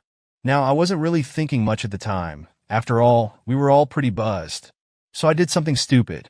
I reached over and yanked whatever was out of his pocket without even asking. And there they were, a pair of women's panties. The whole room erupted in laughter. I mean, it was hysterical. We were all drunk, and it just seemed like the funniest thing in the world. I started waving them around, saying, Tom, buddy, what's this? You changing up your wardrobe these days? Everyone was laughing so hard they could barely breathe. Tom played it cool. He just smiled and said, oh, I found them in one of the rooms. Must have been left behind from the last people who stayed here. And then he said something that I'll never forget. Hey, maybe they're my sisters. You think she left them lying around? The room lost it. People were rolling with laughter, making jokes about him spying on his sister or whatever. I joined in too, cracking jokes, playing along. It was one of those moments where everything just seems so lighthearted, where nothing feels serious, even though it should have been. Because here's the thing. Those panties? They weren't just anyone's. They were Clara's. My wife's panties in my best friend's pocket, and I had no clue. None. I can't even begin to explain the gut punch that realization gave me. But, of course, I didn't know it at the time. At that moment, I was just another idiot laughing along, thinking everything was just a big joke. So, after we all had a good laugh over the panties incident, and since no one could claim ownership, someone had the bright idea to burn them. I think it was Tom who suggested it. He said something about getting rid of them like they were cursed. It was late, and we were all buzzed, so of course it sounded like a fantastic idea at the time. We stumbled outside with a bottle of whiskey, making this big show of it like it was some kind of ritual. We found a spot by the fire pit, and someone started a little flame. We all gathered around, laughing like idiots as we watched those panties burn. I think Tom was the one who threw them in, and we cheered like it was some kind of twisted offering to the party gods. It was stupid, really, but we were drunk enough for it to be hilarious. That was just the first night, though. We hadn't even gotten started yet. 5 days in that cabin, and this was just the warm-up. The next day, we woke up a little groggy but in good spirits. We had a full day ahead of us, so we all decided to take it easy with the drinking until later. We went on a little hike, had a huge lunch, and then settled back into the villa to relax. I was still laughing about the whole panties situation from the night before, not thinking much of it. That is, until I saw something else. We were all lounging around the living room, half watching some random movie on TV, when I noticed something red peeking out from the couch cushions. My heart did this weird lurch in my chest, and I felt a knot in my gut. I pulled it out, and there was a red bra. And not just any red bra. It looked suspiciously similar to those panties we'd burned the night before. I didn't want to jump to conclusions, but something about it just didn't sit right with me. So, I looked over at Clara, my wife, who was sitting with the rest of the group, laughing about something Derek had said. I held up the bra and said, "Clara, is this yours?" She barely glanced at it before shaking her head, a smirk on her face. "Nope, not mine. Just because it's red doesn't mean it matches, honey." I wasn't satisfied, but it looked just like those panties from last night. Same shade of red. Clara raised an eyebrow and let out this irritated sigh, like I was being ridiculous. "John, just because it's red doesn't mean it's the same thing. A lot of women own red underwear. You seriously think I'd be dumb enough to leave stuff like that lying around?" Everyone started to chuckle like it was some kind of joke. I could feel my face heating up. I was trying to stay cool, but she was making me look like an idiot in front of everyone. And the worst part? I didn't have a single shred of proof to back up my suspicions because we'd burned the damn panties the night before. All I had was this gnawing feeling in my gut that something was off. But what could I do? If I pushed any harder, I'd look like a jealous asshole, and she'd just laugh it off again. So, I dropped it, for the moment at least, but it didn't sit right with me. Later that afternoon, I pulled Derek aside. He was one of the few people in the group I actually trusted, probably because he wasn't as close with Clara as the others were. I laid it all out for him, told him how I'd found the panties, and now this red bra was making me suspicious. Derek listened, but when I finished, he just shrugged. "Man, I don't think you've got anything to worry about," he said, shaking his head. "Clara's not stupid. If she was cheating on you, she wouldn't leave something like that lying around, especially when we're all here." I wanted to believe him. I really did, but something in me just wouldn't let it go. The truth is, all these people, Tom, Martha, the others, they were Clara's friends first. I only got to know them because I started dating her. They had history, inside jokes, stories from before I was even in the picture. It always felt like I was a bit of an outsider in my own marriage. I asked Derek for a favor. "Listen, man, if I get too drunk tonight, can you keep an eye on Tom and Claire for me? Just watch out, okay?" Derek gave me a look like I was overreacting, but he nodded. "Sure, man. but I really don't think anything's going on. I wasn't so sure, so I decided to make another move. While everyone was outside, getting things ready for another night of drinking, I remembered something. I had an old video recorder in my backpack. It was the kind that automatically started recording when it sensed movement, left over from when I upgraded my dashcam in the car. I had packed it by accident, but now it seemed like the perfect tool for a little insurance. So while everyone was busy outside, I snuck back into the house, grabbed the recorder from my bag, and set it up in the corner of the living room. It wasn't exactly hidden, but no one would notice it unless they were looking for it. And once it was in place, I felt a bit more at ease. If something shady was going on, I was going to catch it. I didn't know what I'd do with the footage, but just knowing the camera was there gave me some confidence. That night, I planned to drink like the rest of them, but this time, I was going to be a little more careful. I had eyes on them now, even if they didn't know it. If Clara and Tom were really up to something, I was about to find out. That night, I was already 3 sheets to the wind by the time the party really got going. The booze hit harder than I expected, and eventually, I stumbled off to my room. I remember collapsing onto the bed, the world spinning around me, and then nothing. I was out cold. Not even a bomb could have woken me up. I slept like a log, dead to the world. When I woke up the next morning, the house was eerily quiet. Most of the group was already up, groaning through their hangovers, but no one else was sleeping. I dragged myself out of bed, head still pounding, and went to find Derek. He was sitting outside on the porch, lazily sipping on some coffee. I sat down next to him, rubbing my temples. "How'd things go last night?" I asked, trying to sound casual, but the question had more weight than he knew. Derek glanced at me, then shrugged. "Everything was fine, man. Nothing happened. You were out like a light." I stayed up until the last minute, made sure nothing weird was going on. His words should have reassured me, but something gnawed at the back of my mind. I forced a nod, muttering a thanks before heading back inside. That's when I remembered the video recorder. My heart started racing again. I'd almost forgotten about it in the haze of booze and sleep, but now it was all I could think about. I rushed to where I'd hidden the recorder, my hands shaking slightly as I grabbed it. I quickly rewound the footage, skipping through hours of nothingness, until I found the moment I'd been waiting for. And what I saw on that tiny screen left me completely numb. The video showed Clara and me stumbling into the room. Except it was all her. She dragged me in, my legs barely working. I was completely out of it, lying on the bed, completely oblivious to what was happening around me. Clara leaned over me, checking to see if I was really out cold. Then she kissed my forehead like I was a child. And then Tom appeared behind her. He leaned in close, whispered something I couldn't quite make out, and then, this part still messes me up, he kissed me too, right on the cheek. Clara laughed softly, and Tom muttered something that chilled me. "It's wonderful, isn't it?" Then he left the room. I sat there, staring at the screen, trying to process what the hell I'd just seen. Derek had lied to me. He'd said nothing happened, but clearly that wasn't true. He'd either passed out, missed it, or he was in on it. Either way, it didn't matter anymore. In that moment, I knew my marriage was dead, but I wasn't ready for a fight just yet. No, I needed more. I needed it to hurt, not just for me, but for them. And for that, I had to play my cards carefully.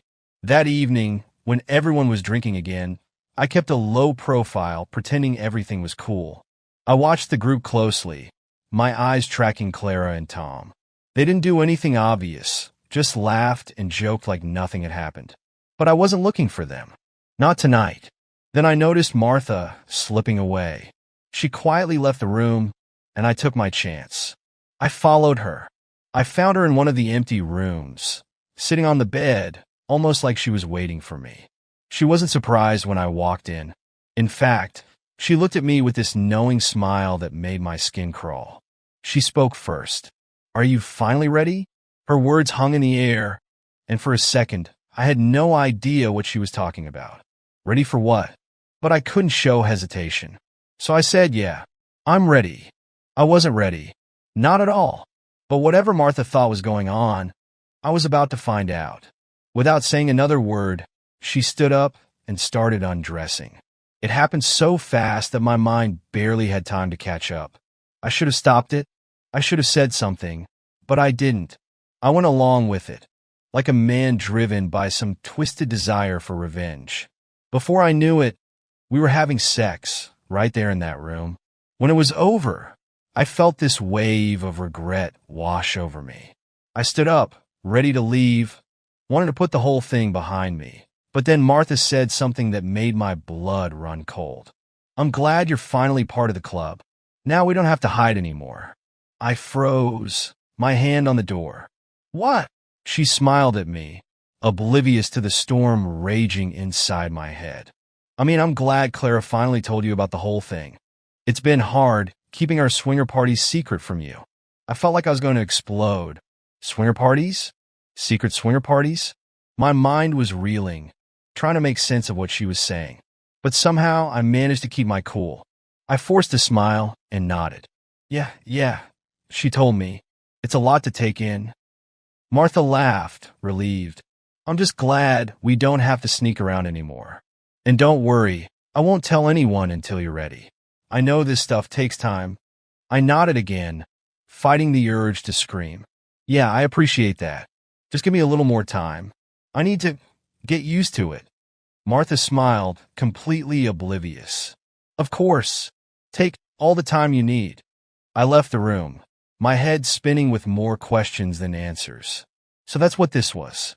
This whole time, there had been this secret life happening right under my nose, and I'd been too blind to see it. Now I knew. But what the hell was I supposed to do with this information? The next day, after the bomb Martha dropped on me, I knew exactly what I had to do. But I couldn't rush it. I had to play it smart. If I wanted the full picture, I needed to see it all. And I needed proof. No one was going to believe me without it. Hell, I could barely believe what I'd stumbled into myself. So, that night I acted like everything was normal. I drank, joked, laughed along with everyone like I hadn't just found out my entire life had been one big lie. I pretended to get drunk, stumbling around with a beer in my hand, making a show of it so no one suspected a thing. When it got late enough, I said my goodnights and headed to bed. At least that's what they thought. In reality, I was wide awake, lying there, waiting for it to start. I had my phone ready. I deleted some old videos and pictures to make sure I had enough storage, and I downloaded an app that would record in the background without the screen lighting up. I positioned myself perfectly so that my phone would capture everything. I had one shot at this. I couldn't mess it up. An hour passed. Then two. The house was quiet, but I knew that was just the calm before the storm. I could hear muffled footsteps, whispers outside my door. My heart pounded in my chest, but I forced myself to stay calm. I couldn't blow my cover now. Then it happened. The door to the room creaked open, and I saw Clara and Tom sneak in, along with a couple of others from the group. They were whispering, giggling like teenagers who thought they were being sneaky. I kept my breathing steady, pretending to be passed out as they moved around the room. And then the real show started. I won't go into too many details, partly because I don't want my account banned from Reddit, but also because, frankly, it was disgusting. They were all in on it together. The swinging, the sex, there was so much dirt there, more than I could ever have imagined. The kind of stuff that made my stomach churn just watching it. And these were people I'd thought were my friends. My wife, doing this right under my nose. You filmed everything? My phone silently captured it all, the evidence I needed. But by the time it was over, I felt like I'd seen enough to last me a lifetime. My hands were shaking, and I had to fight the urge to storm out right then and there. But I couldn't. Not yet. I had to keep it together for a little while longer. Once they were done and the room finally cleared out, I didn't waste any time. I packed my things quickly and quietly, making sure I didn't leave anything behind. I didn't want to stay there a second longer than I had to. My heart was racing as I slipped out of the house, unnoticed. I don't even think anyone would have cared if they'd seen me. They were too wrapped up in their own twisted world to notice anything else. The villa was a few kilometers from where we'd parked the cars, down a long dirt road through the forest. Walking through the woods in the dead of night, with nothing but the moonlight filtering through the trees, was unnerving, to say the least. Every sound, the rustling of leaves, the snapping of a branch, made me jump. But it didn't matter. My mind was elsewhere. As I walked through that dark, creepy forest, all I could think about was my next move. The footage I had on my phone was just the start. I wanted more than just proof of Clara's betrayal. I wanted to hit back, to make sure they felt even a fraction of the pain I'd been drowning in. By the time I reached my car, I wasn't scared anymore. I was focused. I was going to take the next step, and it wasn't just going to hurt. It was going to destroy them. When I finally made it back home, the drive through the empty streets felt surreal, like I was floating in some kind of dream, or more like a nightmare I couldn't wake up from. My head was spinning from the events of the past 24 hours, and the weight of everything that had happened was suffocating. I sat there in the car for a minute, the engine still running, just staring at the dark outline of my house, trying to calm the storm inside me. But no amount of deep breathing could erase the memory of what I'd seen, of what I now knew. As soon as I stepped inside, I felt my phone buzzing in my pocket. It had been silent during the drive, but now notifications were lighting it up like crazy. Missed calls, texts. I knew exactly what was happening. Someone in that house, one of those backstabbing people I used to call friends, had realized I wasn't in the room where they left me, passed out and clueless, and they were freaking out. The texts were rolling in, probably trying to figure out where I was, what I'd seen, and why I wasn't answering. I didn't check them right away. I was already ahead of them. I sat down at my desk, still in my jacket, my mind racing as I opened my laptop. I knew I couldn't keep all of this inside. It wasn't just about getting it off my chest. It was about control. For the first time in what felt like forever, I was holding the cards and I wasn't going to let them slip. But I also wasn't about to throw all my ammunition into the open just yet. No, I needed to be careful. Precise. I needed to hit them where it would hurt the most. I started typing a post, keeping it brief but pointed. I wasn't about to reveal every nasty detail. No, this was going to be more of a teaser. I described just enough to set the stage, censored the parts that could get me banned from any platform, but left plenty of blanks to fill in their imaginations. I talked about betrayal, lies, and how I'd uncovered things that were never meant to be seen. I let it simmer, giving just enough information to stir up curiosity, panic, and maybe a little fear. But I wasn't done. I had the footage, the real proof of what had gone down. The things I saw through that lens, well, they were too explicit to mention here. There was more dirt than anyone would believe. So I uploaded the video through a hidden link. It wasn't public, of course. I wasn't that reckless. But I left it clear. If anyone wanted to know the truth, if they were brave enough to ask for it, they could message me, and I'd send them the link. A little part of me relished the idea of them squirming as they debated whether to reach out, knowing full well what I'd captured. The post itself? I set up a burner account, no profile picture, no name, nothing that could link it back to me directly. But let's be real, it wasn't going to take long for those so-called friends to piece it together. No one else had access to that video. No one else could have done this. And when they figured it out, I knew they'd panic. Once everything was ready, I hit post, then leaned back in my chair, the adrenaline still rushing through me. It felt like I'd just crossed a line, one I couldn't uncross, and I wasn't sure what was going to happen next. But I didn't care. I had set the wheels in motion. After a long, restless night of tossing and turning, I woke up to the sound of my phone buzzing nonstop. It hadn't stopped going off since early morning. Missed calls, voicemails, texts. It was all there, flooding in like a tidal wave. I picked up my phone and scrolled through the messages. The names on the caller ID told me everything I needed to know. Derek, Tom, Martha. They were all reaching out, panicked. I didn't bother listening to the voicemails right away. I could guess what they were going to say. And then there were the texts. My so-called friends were livid. The messages were full of threats, insults, and accusations, calling me out for airing their dirty laundry. They were terrified I was going to blow up their lives, ruin their reputations with the video, and expose their twisted little secrets to the world. They knew what I had done, and they were desperate to stop me from doing more damage. But it was too late. They knew I held the upper hand now. What surprised me the most was that Clara still hadn't reached out. Not a single call or text from her. I don't know if she was trying to play it cool or if she was scared of what I had on her, but the silence from her side was deafening. As my phone kept buzzing, I knew this was just the beginning.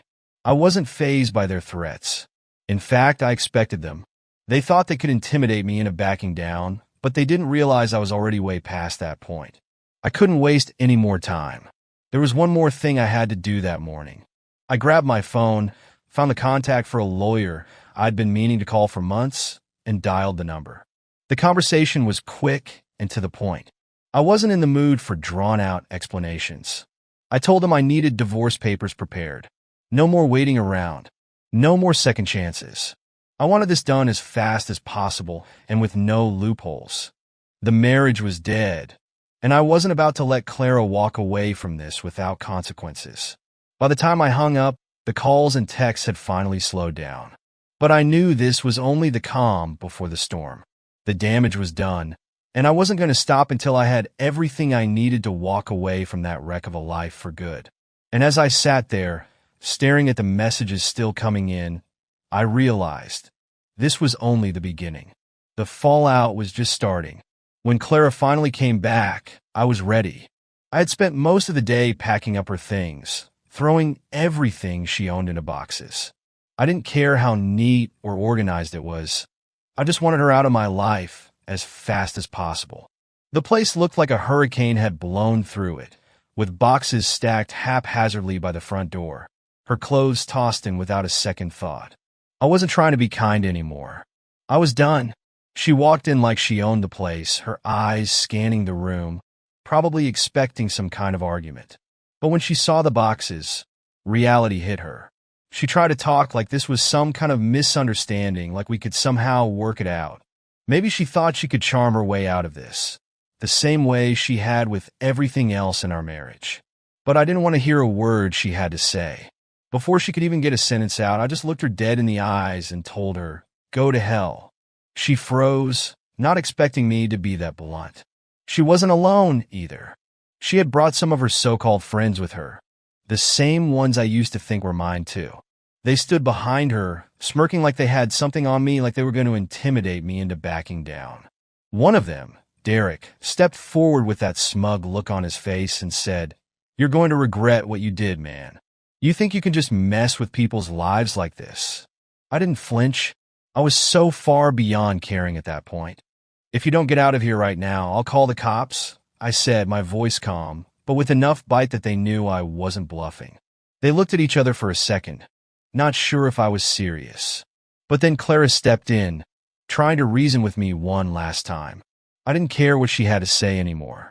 I just pointed at the door and told her to get out. She hesitated, but eventually they all left, muttering threats and insults under their breath as they walked out. I slammed the door behind them, the sound of it echoing through the empty house. I wish I could say that was the end of it, but it wasn't. They didn't sue me like I half expected them to, but the threats didn't stop either. Every now and then, I get a text or a call from an unknown number, just vague, veiled threats meant to rattle me. They wanted me to feel scared, but honestly, I was just tired. I wasn't going to waste my energy reporting it to the police. It was all just noise at this point. The divorce process, thankfully, was quick. There wasn't much to fight over. Clara knew she didn't have a leg to stand on, and I wasn't interested in dragging it out. Within a few weeks, the papers were signed, and it was over. Once the divorce was finalized, I wasted no time. I put the house up for sale, and it didn't take long before I found a buyer. Good riddance to the place, honestly. It was full of too many memories, too much pain. I didn't want any part of it anymore. Within weeks, I packed up everything that was left of my life and moved to another state. I didn't tell anyone where I was going. Not that they would have cared. I just needed to get away from it all, to start fresh somewhere new. Somewhere where no one knew who I was or what I'd been through. But no matter how far I go, What I saw during those last few days still haunts me. It's like it's burned into my brain. Every time I close my eyes, I can still see it. I'm hoping that with time, it'll fade, but right now, it's still too fresh. I guess that's where this story ends. I don't know what the future holds for me, but I can tell you one thing. I'm not letting people get close to me like that again. Not after what happened. So, to everyone who took the time to read this, thank you. And a word of advice, be careful who you let into your life. Sometimes, the people you trust the most are the ones who will destroy you. Update. It's been a few months since I packed up and moved away from everything I knew. The house, the so-called friends, the memories, all of it is in the rear view now. I found a place in a quiet little town, far from the chaos of my old life. It's peaceful here. No one knows who I am, no one cares about my past, and that's exactly how I want it to be. On the surface, things are good. I've got a new job that doesn't remind me of everything I lost, and I'm slowly settling into this new rhythm. The people here are friendly enough, but I keep my distance. It's not that I don't want to connect with anyone. It's just that I don't know how to anymore. Trust has become this fragile, foreign thing. Every time someone tries to get close, I find myself pulling back, putting up walls I don't even know how to take down. I still have nightmares sometimes, not about what happened directly, but just this overwhelming sense of betrayal, like I can't let my guard down, not even in my sleep. It's like a part of me is always waiting for the next blow to land. I keep replaying those moments in my head, Clara, Tom, that whole twisted group, and it's like a scar that won't heal. I can't shake it, no matter how hard I try to convince myself that I'm free of them. I've met a few people in this new place, and they've been kind. They've invited me to drinks, to get-togethers, but every time, I find an excuse to stay home. It's not that I don't want to be around people. It's just that I don't trust myself to let them in. I keep thinking, what if it happens again? What if the next person I let in turns out to be just like Clara, just like Tom? So, I keep to myself. I go to work, come home, and try to focus on rebuilding the parts of my life that aren't shattered. It's lonely, yeah, but it's safer. I don't have the energy to risk being hurt like that again. Not yet. Maybe one day, I'll find it in me to trust someone again. Maybe I'll meet someone who can break through this wall I've built around myself. But for now, I'm content with the distance. It's better to be alone than to risk being destroyed all over again. So, that's where I am now. Life isn't perfect, but it's mine again. I don't have to look over my shoulder anymore, and I don't have to wonder what's being said behind my back. For now, that's enough. To anyone reading this, just be careful. Guard your heart, because once it's broken the way mine was, it's not easy to put the pieces back together. Greetings, story lovers. Thank you for tuning in to Cheating Tales Lab today. Your presence makes these stories worth sharing, and we've got an intriguing one for you. Let's get started. Mark Anderson's corner office on the 32nd floor of Boston's financial district offered a panoramic view of the city he'd helped shape. 15 years of structural engineering had taught him to spot irregularities, and lately, the foundation of his life showed concerning cracks. He scrolled through Sarah's recent credit card statements, noting the pattern of business lunches at Bastille Kitchen and Les Belier. $300 for lunch seemed excessive, even for client meetings. Sarah had always been careful with expenses before, documenting every client interaction meticulously for her PR firm's records. Mr. Anderson? His assistant's voice crackled through the intercom. The contractors from the Berkshire site are here. Send them in. Mark minimized the browser window, his expression neutral as 3 men entered, led by Mike Reeves, their foreman. About the support beams, Reeves began, shuffling papers nervously. We've had to make some adjustments to the original plans. Mark leaned back, studying the man's averted gaze. Adjustments that added $40,000 to our budget? Material costs have gone up, and with the specifications Mr. Mitchell provided. James Mitchell is a real estate agent, Mark interrupted, his voice carrying the kind of quiet authority that made others instinctively straighten their posture. He doesn't provide structural specifications. That's my job. The meeting ended with Reeves promising revised quotes, but Mark had seen enough. The contractors, supposedly James Mitchell's trusted team, had attempted 3 major shortcuts in the past month alone. As a structural engineer, he'd caught issues that could have compromised the entire building's integrity. That evening, rather than heading home, Mark drove to their Beacon Hill townhouse. Sarah's text had been predictable. Emergency with the Carlton account. Don't wait up. Love you. The house felt different now, each room holding memories he questioned.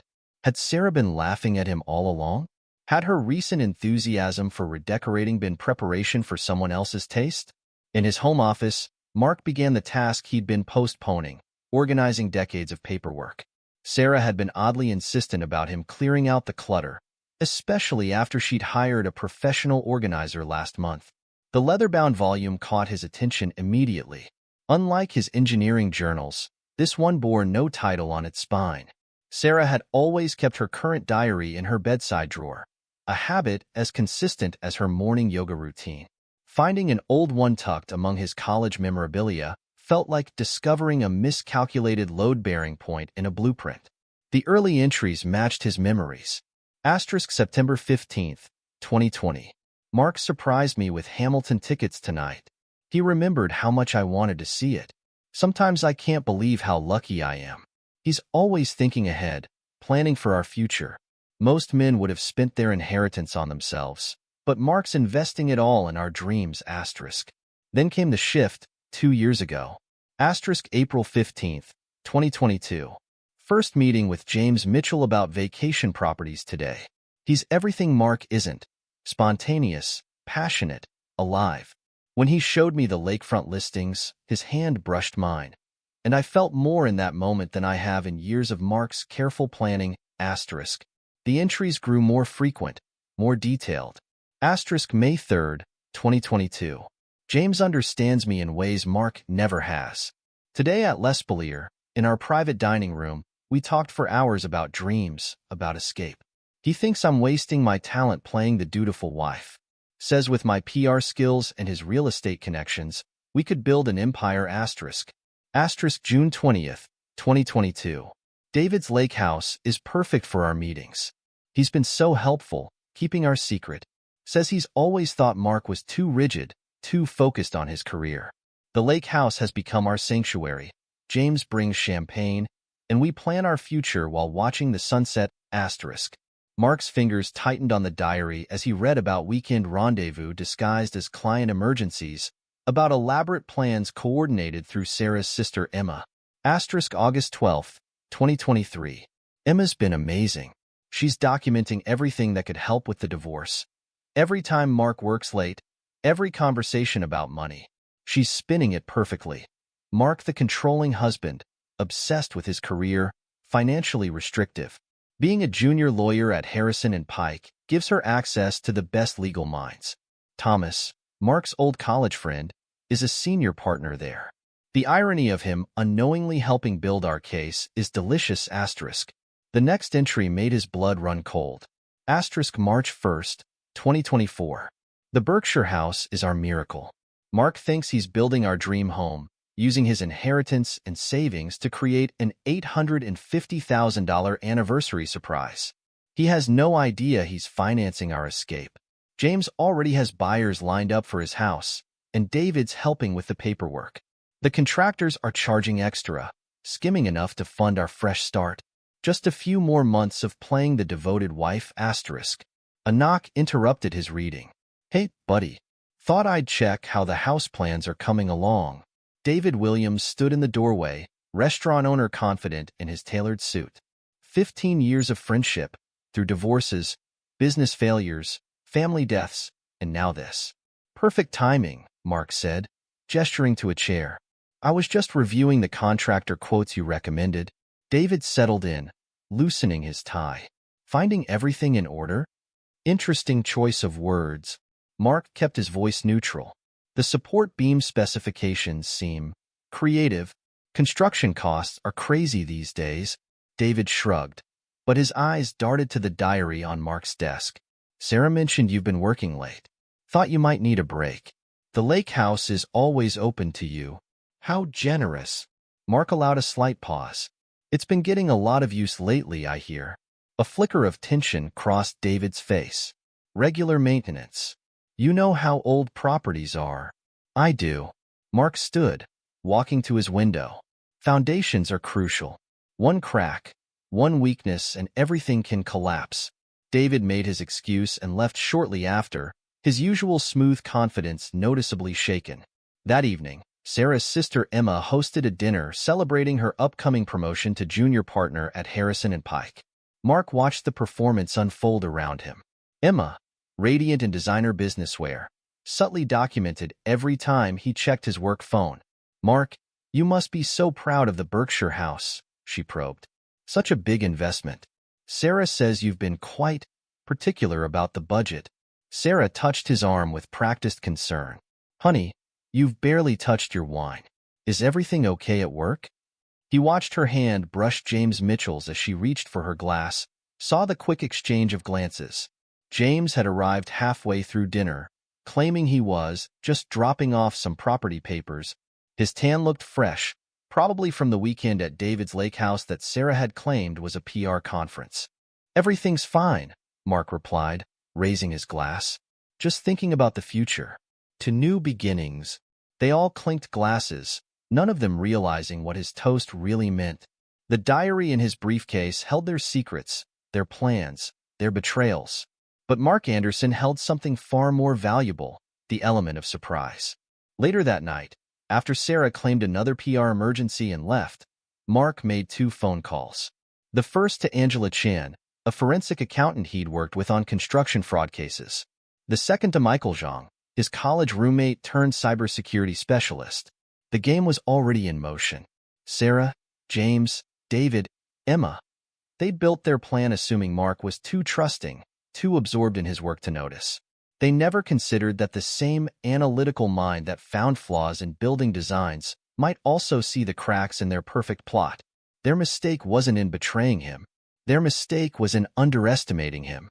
Mark looked out over the Boston skyline, his reflection hard and determined in the glass.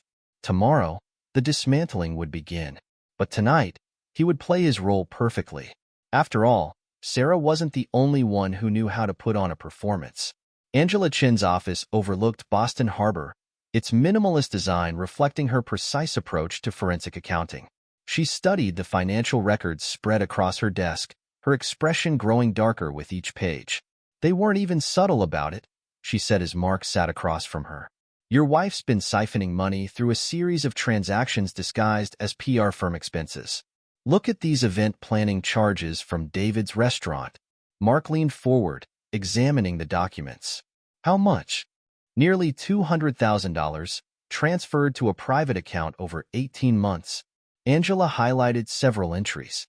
She used David's restaurant as a front. Every corporate event was just a way to move money. Basic laundering, really? I'm almost insulted by how obvious it is. Show me everything." Angela pulled up detailed spreadsheets on her monitor. Monthly transfers, all under the reporting threshold. PR firms' books show legitimate-looking expenses for event planning, client entertainment, venue rental. But cross-reference with David's restaurant records. She clicked through several documents. No actual events. Just paper trails and fake invoices. Documentation? Everything's here. Angela handed him a USB drive. All legally obtained, all admissible. I've highlighted the most egregious violations. The IRS would be very interested in how David's been reporting these events. Mark pocketed the drive. What about the construction payments? That's where it gets interesting. Angela pulled up another file. Your contractors have been overcharging by about 40%. The excess gets split. Half to an account controlled by James Mitchell, half to various shell companies. Classic kickback scheme. As Mark drove to his next meeting, Sarah called. He put her on speaker. "Honey, Emma's planning a surprise party for Thomas next month. Could you transfer $10,000 to our joint account? I want to help with the costs since he's been such a good friend." Mark's grip tightened on the steering wheel. $10,000 for a party? Well, you know Thomas, only the best. And after all he's done for us. Of course. Mark kept his voice neutral. "I'll take care of it." Michael Zhang's cybersecurity firm occupied a converted warehouse in Cambridge. His old college roommate had grown from a dorm room hacker into one of Boston's top digital security experts. "You're not going to like what I found," Michael said, leading Mark to a secure room. "Your wife's been busy. Separate email account, encrypted messaging, detailed documentation of your assets." He pulled up screenshots on a large monitor. "She's been sharing everything with James: bank statements, investment portfolios, property valuations. They've got spreadsheets tracking your work schedule, travel patterns, even your gym routine." "Show me." Michael opened various files. "It's all here. Emails, messages, shared documents. They've been planning this for nearly 2 years. Sarah's been photographing financial documents, sending them to James through encrypted channels. What about Emma's involvement? That's the real prize." Michael pulled up another folder. "Found these in Sarah's cloud storage. Emma's been building a case against you for months. Look at these incident reports. Normal conversations twisted to sound controlling. Routine financial discussions painted as abuse." He scrolled through documents. "She's got witness statements from David about your aggressive behavior at his restaurant. Alleged arguments about money, accusations of financial control. All carefully dated, documented, and completely fabricated. Can you access James's professional records?" Michael's grin was predatory. "Already did. Found some interesting communications with those contractors. Also discovered he's been using his firm's client database to identify potential properties for their future business ventures. Highly illegal. Everything documented? Completely. All obtained through legal channels, shared accounts, joint devices, cloud storage you had access to. Nothing that can't be used in court or sent to regulatory bodies." Mark spent the next week compiling evidence. He created detailed reports of James's ethical violations, undervalued property comparisons, contractor kickbacks, misuse of client information. Each document was meticulously organized, every allegation supported by hard evidence. One morning, Sarah mentioned a client crisis requiring her immediate attention. Mark tracked her phone's location to David's lake house. Through the restaurant's security cameras, which Michael had accessed legally due to Mark's part ownership in the business, a detail Sarah had forgotten, he watched David create fake event planning receipts. That afternoon, Mark sent anonymous reports to the State Real Estate Board and James's firm's ethics committee. He attached proof of the construction crew's fraudulent practices to a complaint to the State Contractors Board. Emma made her move a week later, scheduling lunch to discuss her concerns about his behavior.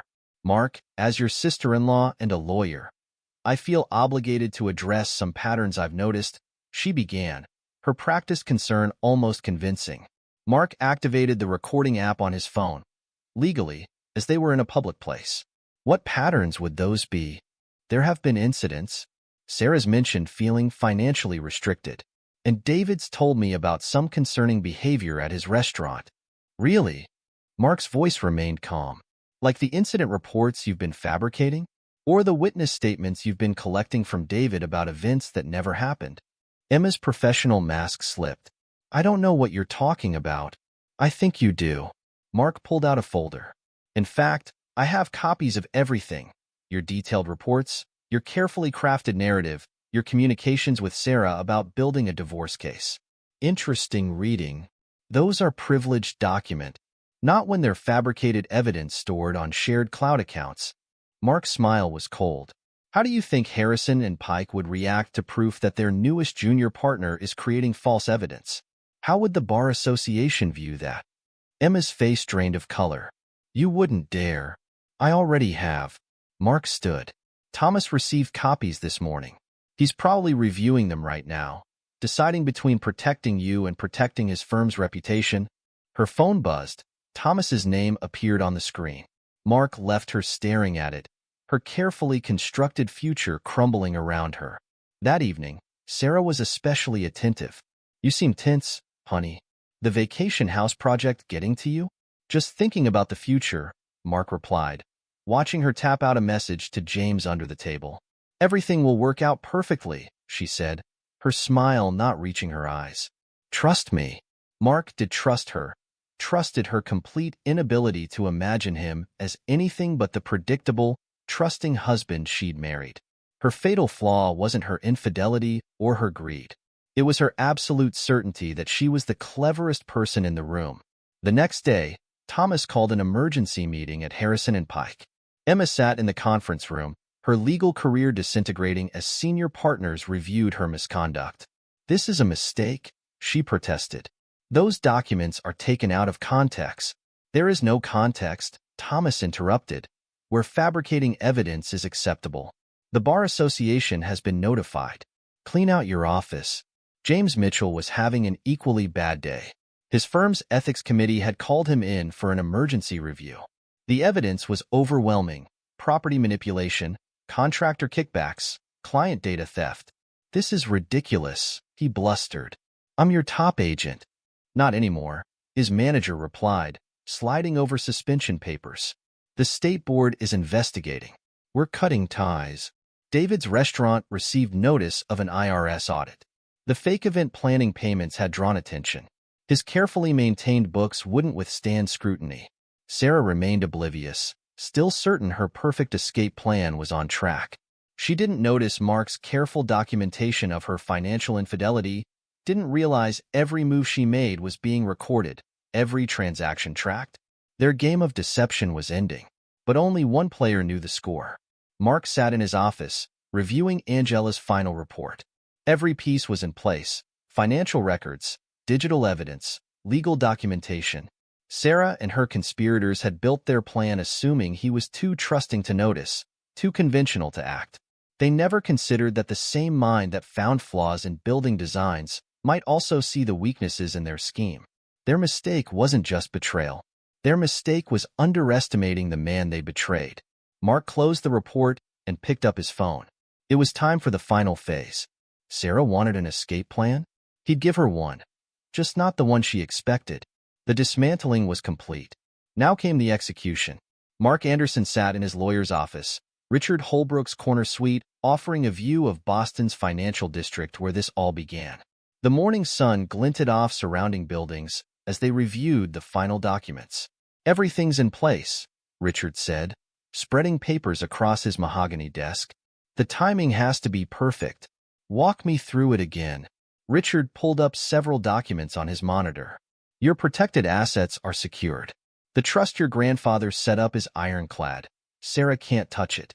We've documented every instance of financial infidelity, including the $200,000 she siphoned through David's restaurant. The vacation property? Wei Zhang is ready. His investment firm specializes in quick, discreet real estate acquisitions. The paperwork's prepared. Once you give the word, we can close within hours." Mark nodded. "And the foundation? Articles of incorporation are filed. The Phoenix Foundation, supporting survivors of financial infidelity. The press release is ready, emphasizing the anonymous donor's personal experience with spousal betrayal and financial fraud. Local media's already interested. They love these human interest stories." Richard pulled out another folder. "The divorce papers are prepared. Want to review the note again?" "No need." Mark stood, straightening his suit. "Time to end this." The next morning, Mark met Wei Zhang at the property registration office. Sarah was at her PR firm's quarterly board meeting, the perfect alibi for what was about to happen. "Mr. Anderson." Wei's handshake was firm, his smile knowing. "The funds are ready for transfer. My clients appreciate discreet transactions." Within 2 hours, the Berkshire Vacation Home had new owners. The $100,000 profit landed in Mark's private account, while the foundation received an anonymous donation matching what would have been Sarah's share. Mark's phone buzzed, James Mitchell calling. He let it go to voicemail, imagining James's panic when he checked property records and found his escape plan vaporized. The next phase began at the State Real Estate Board. Mark watched from across the street as James emerged from their offices, face ashen. His firm had already cut ties, their reputation in Boston's luxury market too valuable to risk. "Mr. Mitchell," a local reporter approached, camera rolling. "Any comment on the allegations of ethical violations and fraud?" James shoved past them, but the damage was done. By evening, his suspension was public knowledge. 10 years building his reputation in Boston's luxury real estate market, destroyed in a day. At David's restaurant, IRS agents conducted their audit. Mark watched through the restaurant's security cameras, still accessible through his part ownership, as they questioned staff about non-existent events. "Mr. Williams," one agent said, "could you explain these payments for corporate events? We can't find any corresponding bookings." David's usual smooth confidence crumbled. There must be some mistake. Several $100,000 worth of mistakes? Sarah's carefully constructed exit strategy was unraveling thread by thread. Her hidden funds were frozen pending investigation. Emma's legal career lay in ruins. David's restaurant faced crippling scrutiny. Mark's phone buzzed again. Sarah this time. "Honey, something's wrong with our accounts. I can't access." "Strange," Mark replied, his voice neutral. "Have you checked with the bank? They're saying something about a fraud investigation, and James isn't answering his phone. Must be stressful, like planning a secret divorce, or having an affair." The silence on the line was deafening. "Mark," Sarah's PR-trained voice wavered. "I can explain. Save it for your crisis management team." "Oh, wait, aren't you on indefinite leave?" He ended the call, nodding to Richard. Time for the final move. At precisely 2 p.m., a courier entered Sarah's PR firm carrying divorce papers and a sealed envelope. Mark watched through the lobby security feed as Sarah received them, her carefully maintained composure cracking as she read his note. Surprise.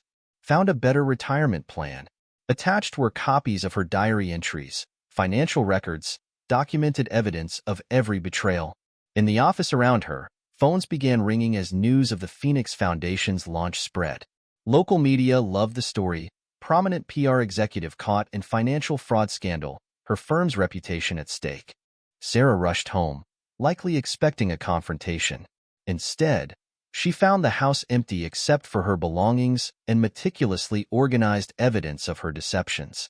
Every drawer, every shelf held proof of another betrayal, bank statements showing her hidden accounts, photos from David's lake house, emails with James planning their escape. Mark watched from his hotel suite as Sarah emerged from their house hours later, mascara streaked down her face. His phone began ringing, first Sarah, then James, then David. He blocked each number methodically, like removing damaged supports from a compromised structure.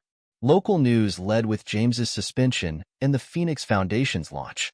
The Foundation's first workshop was already oversubscribed, identifying signs of financial infidelity in marriages, featuring a prominent divorce attorney as speaker. The next day, Sarah's PR firm announced her indefinite leave of absence. Due to personal matters, their statement read. The irony of a PR executive unable to manage her own crisis wasn't lost on industry observers. That evening, Mark sat in Richard's office reviewing the aftermath. Sarah's carefully constructed world had crumbled in 48 hours. No house, no hidden funds, no lover's escape plan. James was facing professional ruin, David's restaurant was under investigation, and Emma's legal career was finished before it began. "Ready for the next phase?" Richard asked. "No next phase," Mark replied, standing. "I don't need to watch them suffer. I just needed them to lose everything they tried to take from me." He left their destroyed lives behind, their desperate calls and messages unanswered. They'd thought him a fool, too trusting to notice their betrayal. Instead, they'd learned too late that trust, once broken, becomes a weapon in the right hands. 3 days later, Mark checked into a mountain resort, watching snow fall outside his window. His phone contained a single new message from Claire Richardson, an award-winning architect whose sustainable luxury designs had caught his attention. "Heard about your renovation work. Interested in collaboration?" Mark smiled, but didn't respond immediately. He had time now.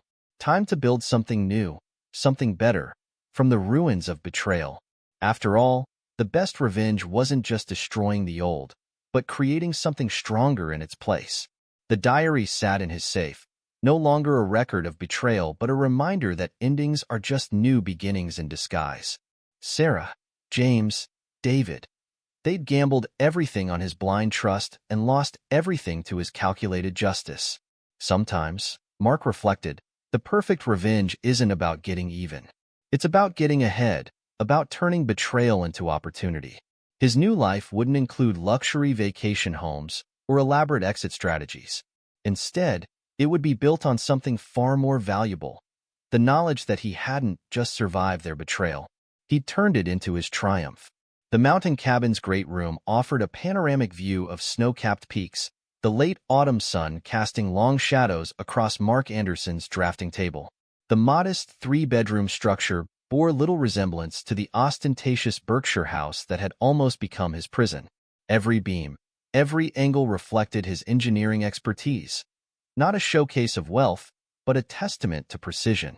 The integration of passive solar heating is remarkable, Claire Richardson said, studying the blueprints for their latest joint project. The award-winning architect had reached out 6 months ago, intrigued by his renovation work. Most engineers focus on structure without considering environmental impact. Most architects focus on aesthetics without considering structural integrity, Mark countered, earning a knowing smile from Claire. Their professional collaboration had evolved naturally, built on mutual respect and brutal honesty. A refreshing change from his past. The leather-bound diary sat in his office safe, not as a reminder of betrayal but as insurance against any attempts at reputation rehabilitation. Sarah had tried that route already, hiring a crisis management firm in Chicago to paint herself as the victim of a controlling husband. The diary's contents, combined with financial records, had shut down that narrative quickly. Sarah's move to Chicago had been less an escape than a retreat. Her PR career, once marked by crisis management for Fortune 500 companies, had devolved into handling social media for mid-tier businesses. The scandal had followed her. Potential clients tended to question hiring a PR executive who couldn't manage her own public disgrace. James Mitchell's fall had been even more dramatic. From selling luxury Boston properties to hawking timeshares in Florida represented more than a geographic relocation. It was a professional free fall. His real estate license suspension in Massachusetts had made headlines in industry publications. Now he spent his days convincing retirees to buy fractional ownership in aging beachfront condos, his designer suits replaced by off-the-rack polyester. David Williams had finally sold his restaurant at a 60% loss. The IRS audit had uncovered more than just the fake event planning payments. Years of creative accounting caught up with him. He'd avoided jail through a plea deal, but his reputation in Boston's restaurant scene was irreparably damaged. Last Mark heard, David was managing a chain steakhouse in suburban New Jersey. Emma's legal career ended before it truly began. No law firm would touch a junior lawyer with ethics violations on her record. The State Bar Association's censure ensured she'd never practiced law in Massachusetts. She'd moved back to their parents' house in Connecticut, working as a paralegal in a small-town practice, a far cry from her Harrison and Pike ambitions. Thomas, after reporting Emma's misconduct, had been made senior managing partner at Harrison and Pike. His choice of professional integrity over personal loyalty enhanced his reputation.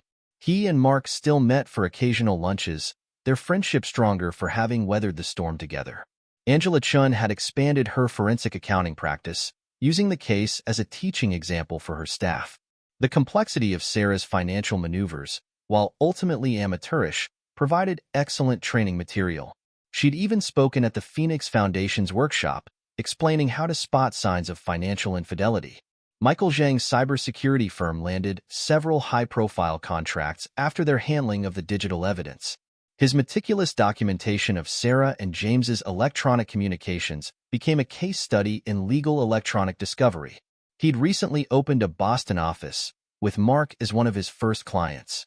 The Phoenix Foundation had exceeded expectations. Their workshops on identifying financial infidelity and spousal fraud drew attendees from across New England.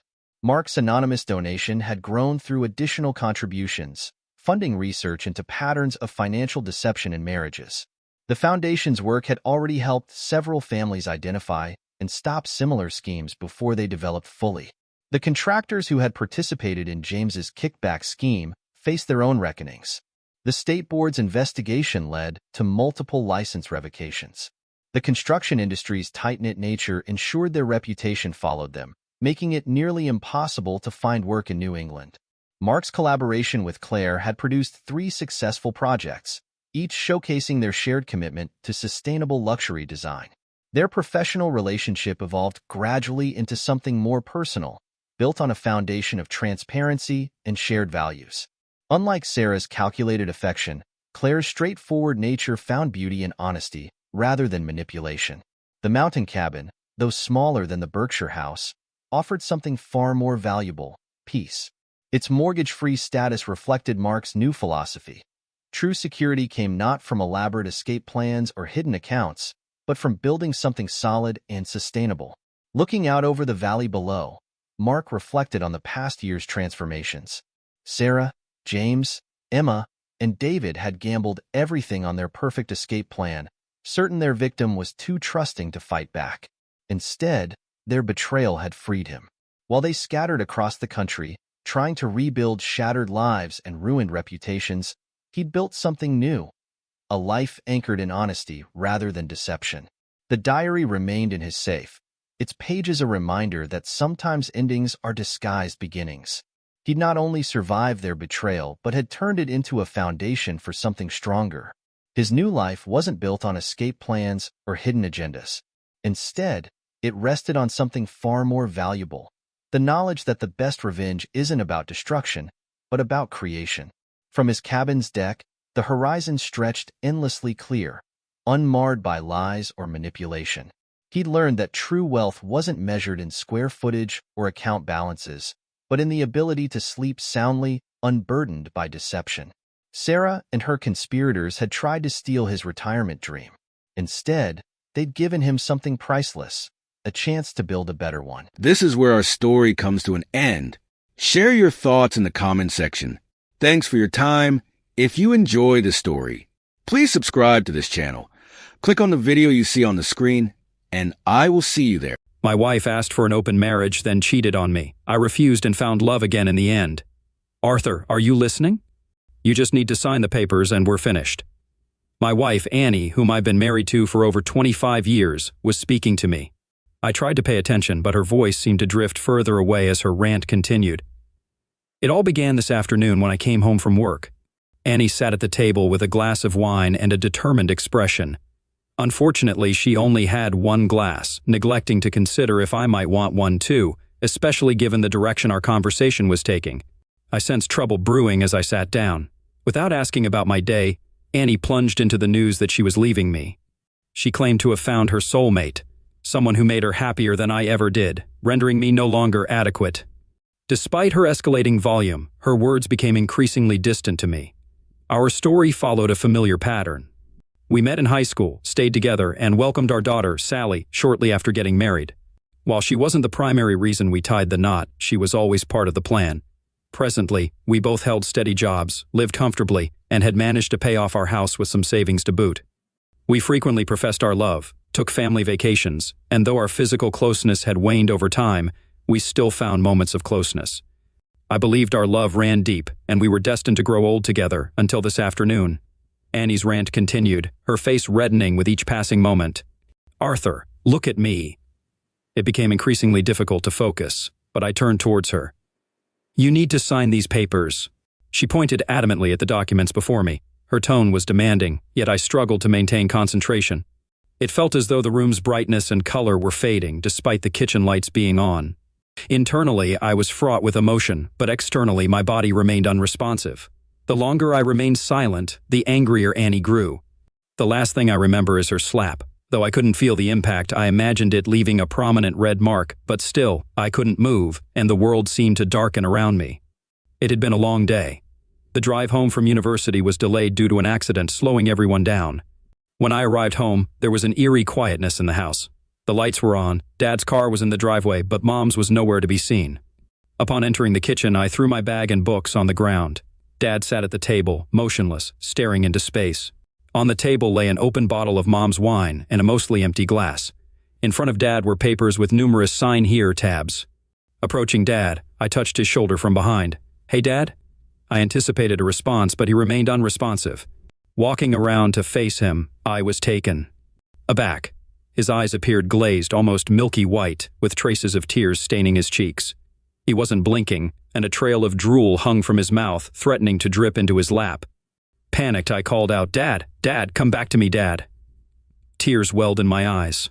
With no response from Dad, I tried to calm myself. Slow down, Sally. Dad needs help, I whispered to myself. Retrieving my phone, I dialed emergency. I explained that my father, Arthur, was unresponsive. After providing my details and address, they dispatched an ambulance, promising a 10-minute arrival time. I sat beside Dad, holding his hand, offering reassurance. This man had been my everything growing up. Despite his demanding job, he always made time for my school events, musical and ballet. He endured my early attempts at the violin, encouraging me every step of the way.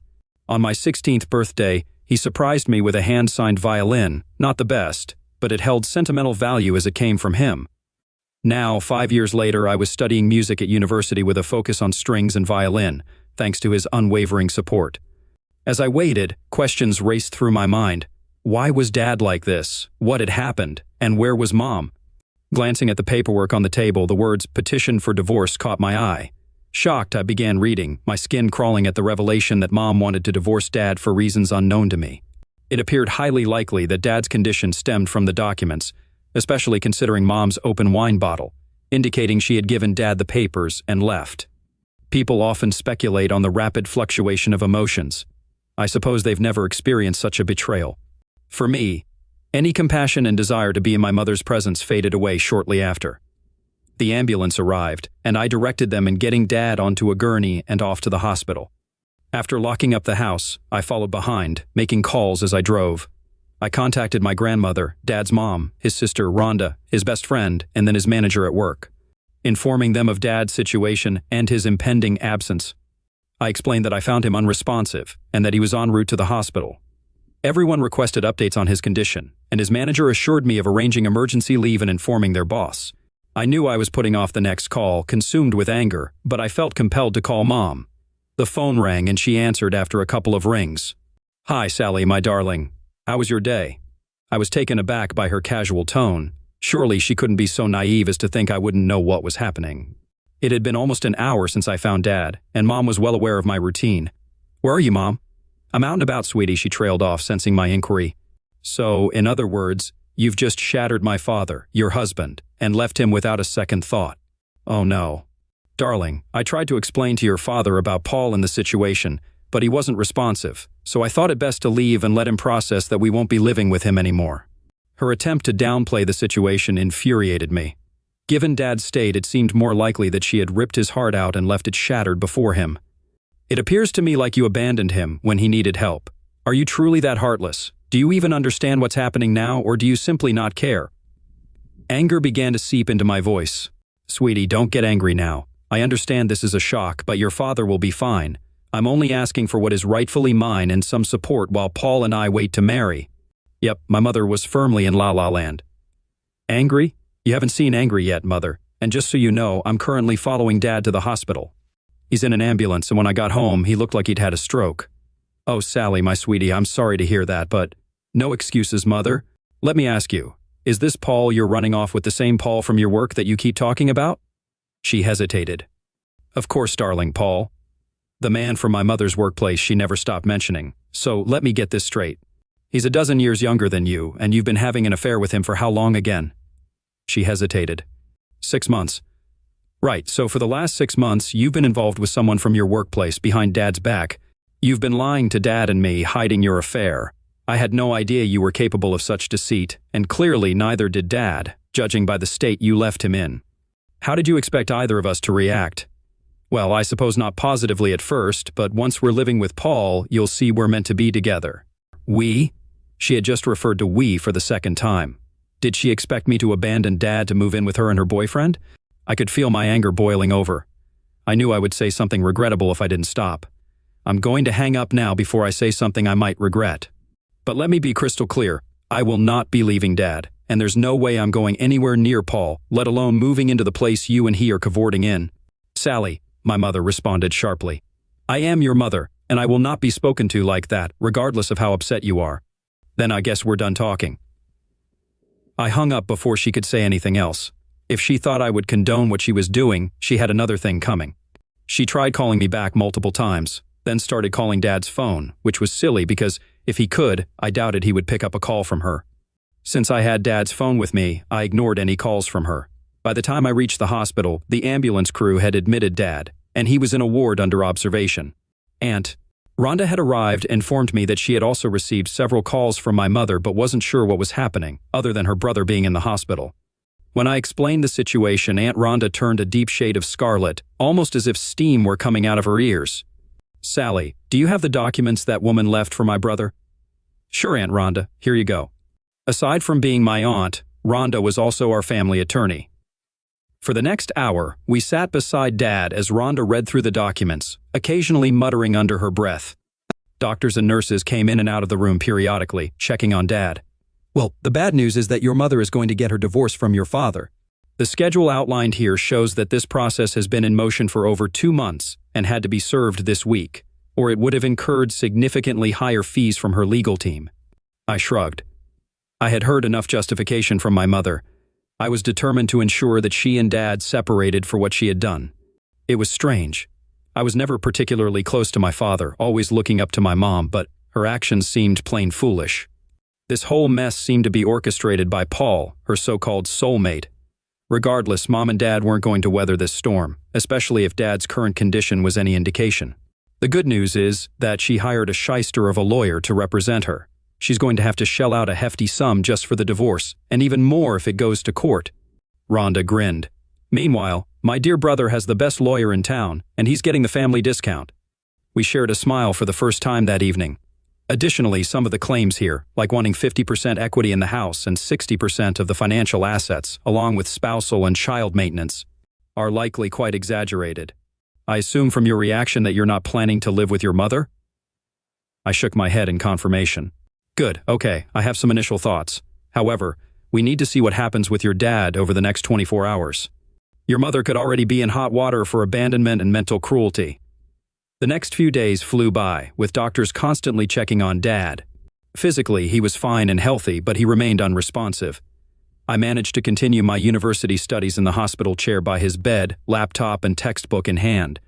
Occasionally, a family member would relieve me, allowing me to go home, catch a few hours of sleep, and return. I'll admit, I shed a few tears at home, alone in the house. One of the most surprising moments during Dad's hospital stay was when Tina Williams, the owner of the company where Dad worked, paid him a visit. While I knew Dad's manager Tom, I had never met Tina herself. Tina was a striking woman, curvaceous without being overweight, with tan skin, dark raven hair, and mesmerizing blue eyes that could make any person, male or female, swoon. As it turned out, Dad had been part of a group at his workplace that had supported Tina a few years back during her messy divorce. Her unfaithful ex-husband had attempted to claim a significant portion of their savings and nearly succeeded in taking half of her business. Dad had introduced her to Aunt Rhonda, who had successfully protected Tina's assets, ensuring she didn't lose any business shares and securing child support for her then 6-year-old daughter. Tina visited Dad several times, expressing shock when I briefed her on the general summary of why he was hospitalized. She brought cards from everyone at Dad's workplace and spent time holding his hand, sharing stories from the office. It turned out Dad had a knack for humor in the workplace, and his absence was deeply felt by his colleagues. I should mention that Dad is an accountant by profession, working for one of the financial clearinghouses that assist banks in processing payments to financial institutions.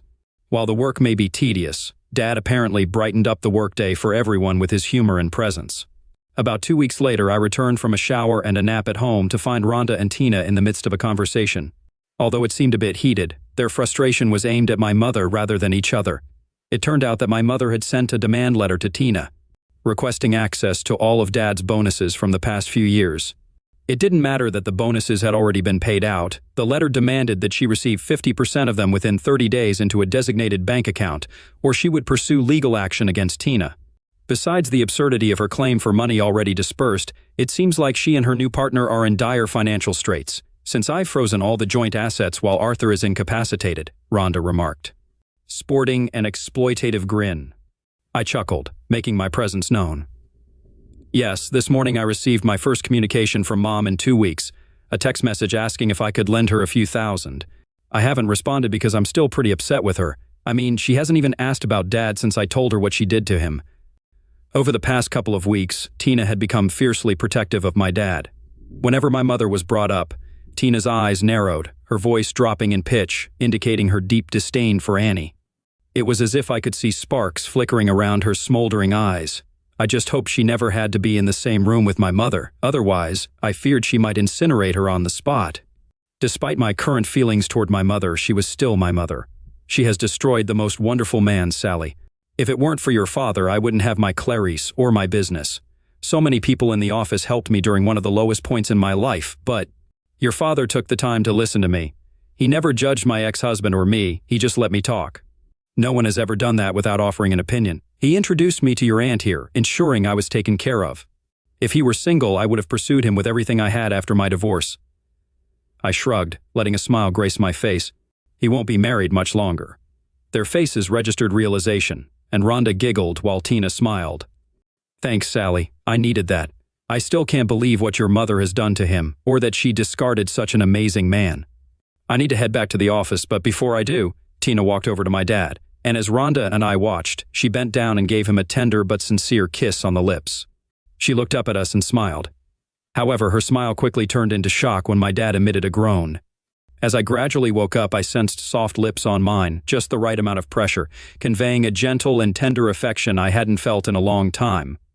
The hospital room's beeping and my groans reminded me of my surroundings. Anticipating Annie's presence as I opened my eyes after that affectionate kiss, I was surprised to find Tina standing there with a smile on her face. Approaching from the other side of the bed, Sally and Rhonda joined us. "It's okay, Daddy, you're going to be okay, you hear?"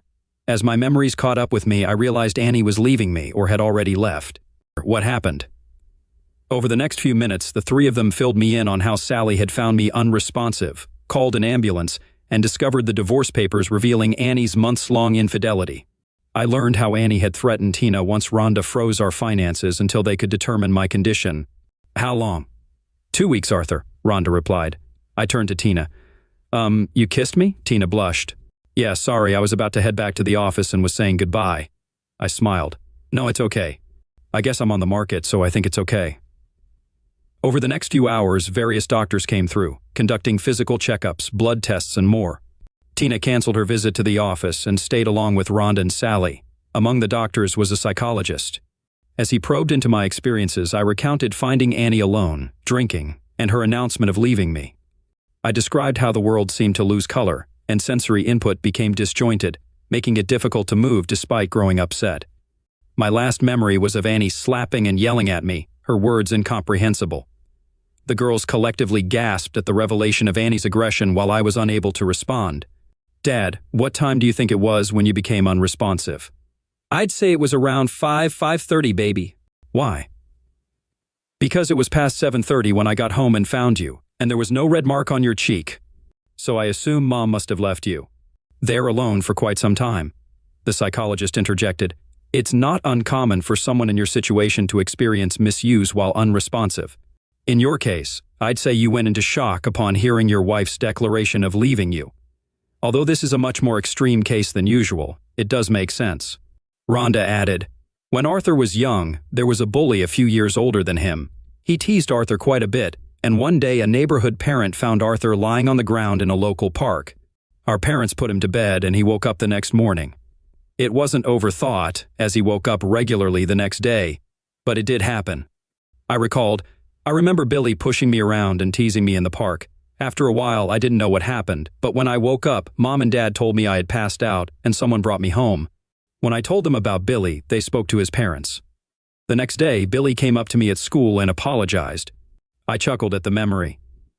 "I don't think he was sincere, but he never bothered me again after that day." "I believe we may have a precedent here," the psychologist mentioned. "In many ways, the mind remains poorly understood. However, if something similar has occurred before, it's plausible it could happen again." I frowned. He reassured, "I wouldn't worry too much. With the love and attention of these three lovely ladies, even if something were to happen again, I believe you will be well taken care of."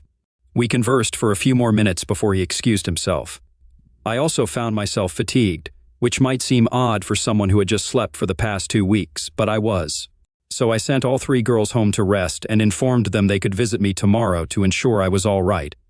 Over the next 2 days, I eased back into life. Tina brought me a work laptop and a few simple tasks to complete, with instructions only if I felt bored. Rhonda visited primarily to review her revised divorce documents, and to have me sign some papers so she could proceed with ending my marriage to Annie. Rhonda also brought along a young detective, Karen Hill. Detective Hill conducted an hour-long interview with me regarding my experience that night with Annie. She thanked me and informed Rhonda and me that her report would be ready in a few days. I wasn't certain if we were planning to file a complaint against Annie eventually. However, Rhonda instructed me to leave everything to her, kissed me on the forehead, and departed. On the second day, afternoon, after waking up from what Sally dubbed my checkout, I was discharged to return home. Sally accompanied me, and I was surprised to find Tina waiting at the door. She assisted Sally in guiding me to her large suburban SUV. Tina stayed for dinner that night. We opted for takeout, and she pitched in to clean up before staying to watch TV with us for a couple of hours. When she left, Sally hugged her and made sure I walked her to her car. "Tina, thank you so much for everything you've done these past few weeks. I don't know how I can repay you." "Well, in a few weeks, when you're feeling back on your game, you can take me out for dinner and dancing." I blushed. Here I was, just an afternoon out of the hospital, and the woman whose kiss had awakened me was asking me out. But she was attractive, and according to Annie, I was to be a single man again. "Okay, next Friday night after work. That gives me almost 2 weeks to get myself back to normal." She nodded and gave me a warm hug. It lingered a little longer, and I sensed a deeper meaning. As she got into her car, I found it amusing that for a moment I wondered about the name of the woman I had been married to for almost 25 years. For the next few days, Sally, Rhonda, and Tina hovered around me, ensuring I was all right. It was comforting to be cared for in such a way. However, the news Rhonda brought me that Friday afternoon caught all of us a little off guard. "This afternoon, Annie got arrested," she announced. "What happened?" I inquired. "Well, after your statement to the police at the hospital, they issued an arrest warrant for Annie on grounds of mental cruelty to a person with a disability. This is because you were mentally disabled and unable to defend yourself at the time. Also, she left you unattended for an unspecified period, which adds to her troubles," she explained. "What does this mean for the divorce?" Tina, who had joined us again for dinner, asked that evening. She had her 8-year-old daughter, Clarice, with her, who was watching a Disney movie in the lounge room while we conversed. First, with Monday marking my return to work, Tina would see me then. However, I was starting to grasp that she was seeking more than just an efficient number cruncher in the office. I found myself not objecting to the idea of Tina and picturing her, contemplating what lay beneath those nicely fitting clothes she wore whenever she visited. Rhonda grinned. "It's likely going to tilt a few things in Arthur's favor. I'm advocating for a 50-50th split of the bank accounts in the house. I know we could aim for more given the circumstances, but I reckon Arthur would want to be fair." I nodded. "Annie won't be able to touch any of the bonus money she tried to extract from you, Tina. I filed a case against her for extortion alongside the mental cruelty charge. It won't do much except prevent her from accessing what isn't rightfully hers. She'll probably be out in a couple of days, none the worse for wear, and likely back with her wretched soulmate. What I aim to do is expedite the divorce using Arthur's hospitalization and recovery as a pretext. Then, depending on her reaction, I have plans in motion. I'll ensure Arthur doesn't lose anything he shouldn't," she said, smiling. "So how long will the divorce take, Aunt Rhonda?" Sally inquired. "Assuming everything goes smoothly, it should take around 3 months. After that, if Annie decides to contest anything, I'll bring in reinforcements, which will prolong the process but inflict more damage on her," Rhonda explained. That evening, as I escorted Tina to her car, Sally assisted Clarice into the back seat of the large Suburban. Tina embraced me once again and surprised me with a quick kiss, reminiscent of the other day. "Arthur, I know you're married and you're a man of honor, so I won't rush things. But I want to lay claim to you now and let you know that I desire you. I've wanted you for a long time, of course, but I'd never pursue a married man or disrespect someone's marital vows. I've experienced that myself, and I wouldn't want to inflict that on someone else, even if their marriage is in trouble," Tina expressed sincerely. For a moment, I gazed into her deep blue eyes, brushed a strand of her dark hair from her face, and then leaned in to kiss her. Instead of a tender kiss, it became one filled with passion, lasting perhaps 30 seconds. I sensed the mutual connection between us. When I pulled back, Tina's eyes were closed, and she ran her tongue over her lips, savoring our kiss. I grinned. "Consider that my acknowledgement of your claim." We glanced at the girls, both of them giggling at our kiss. Clarice was clapping, and Sally sported a huge grin. As Tina and Clarice drove off, Sally hugged me, and we waved goodbye. The following months were quite a ride. On one hand, Annie wanted a speedy divorce, but on the other, she wasn't content with the settlement. It seemed Paul was calling the shots, convincing her she deserved the lion's share of the assets. He was feeding her lies, and deep down she must have realized it after so many years of marriage. As her settlement demands grew more absurd, Rhonda had a single conversation with Annie's lawyer, and whatever was said put an end to all objections overnight. Tina and I went on dates every Friday night, while Sally began babysitting Clarice, picking her up from school and looking after her, giving Tina and me time for dinner, coffee, and entertainment. Though we never went beyond holding hands and kissing, I had a feeling the night my divorce finalized would be unforgettable. Back at work now, things were going smoothly. While we were a successful financial organization, we weren't in the big leagues. We all did our jobs, were well compensated, and enjoyed each other's company. I think the staff caught on to Tina and me becoming an item at some point, although everyone was happy for us. I had to dial back my usual antics. My direct manager, who reported to Tina, made sure to remind me of appropriate workplace behavior, considering I was essentially dating his boss.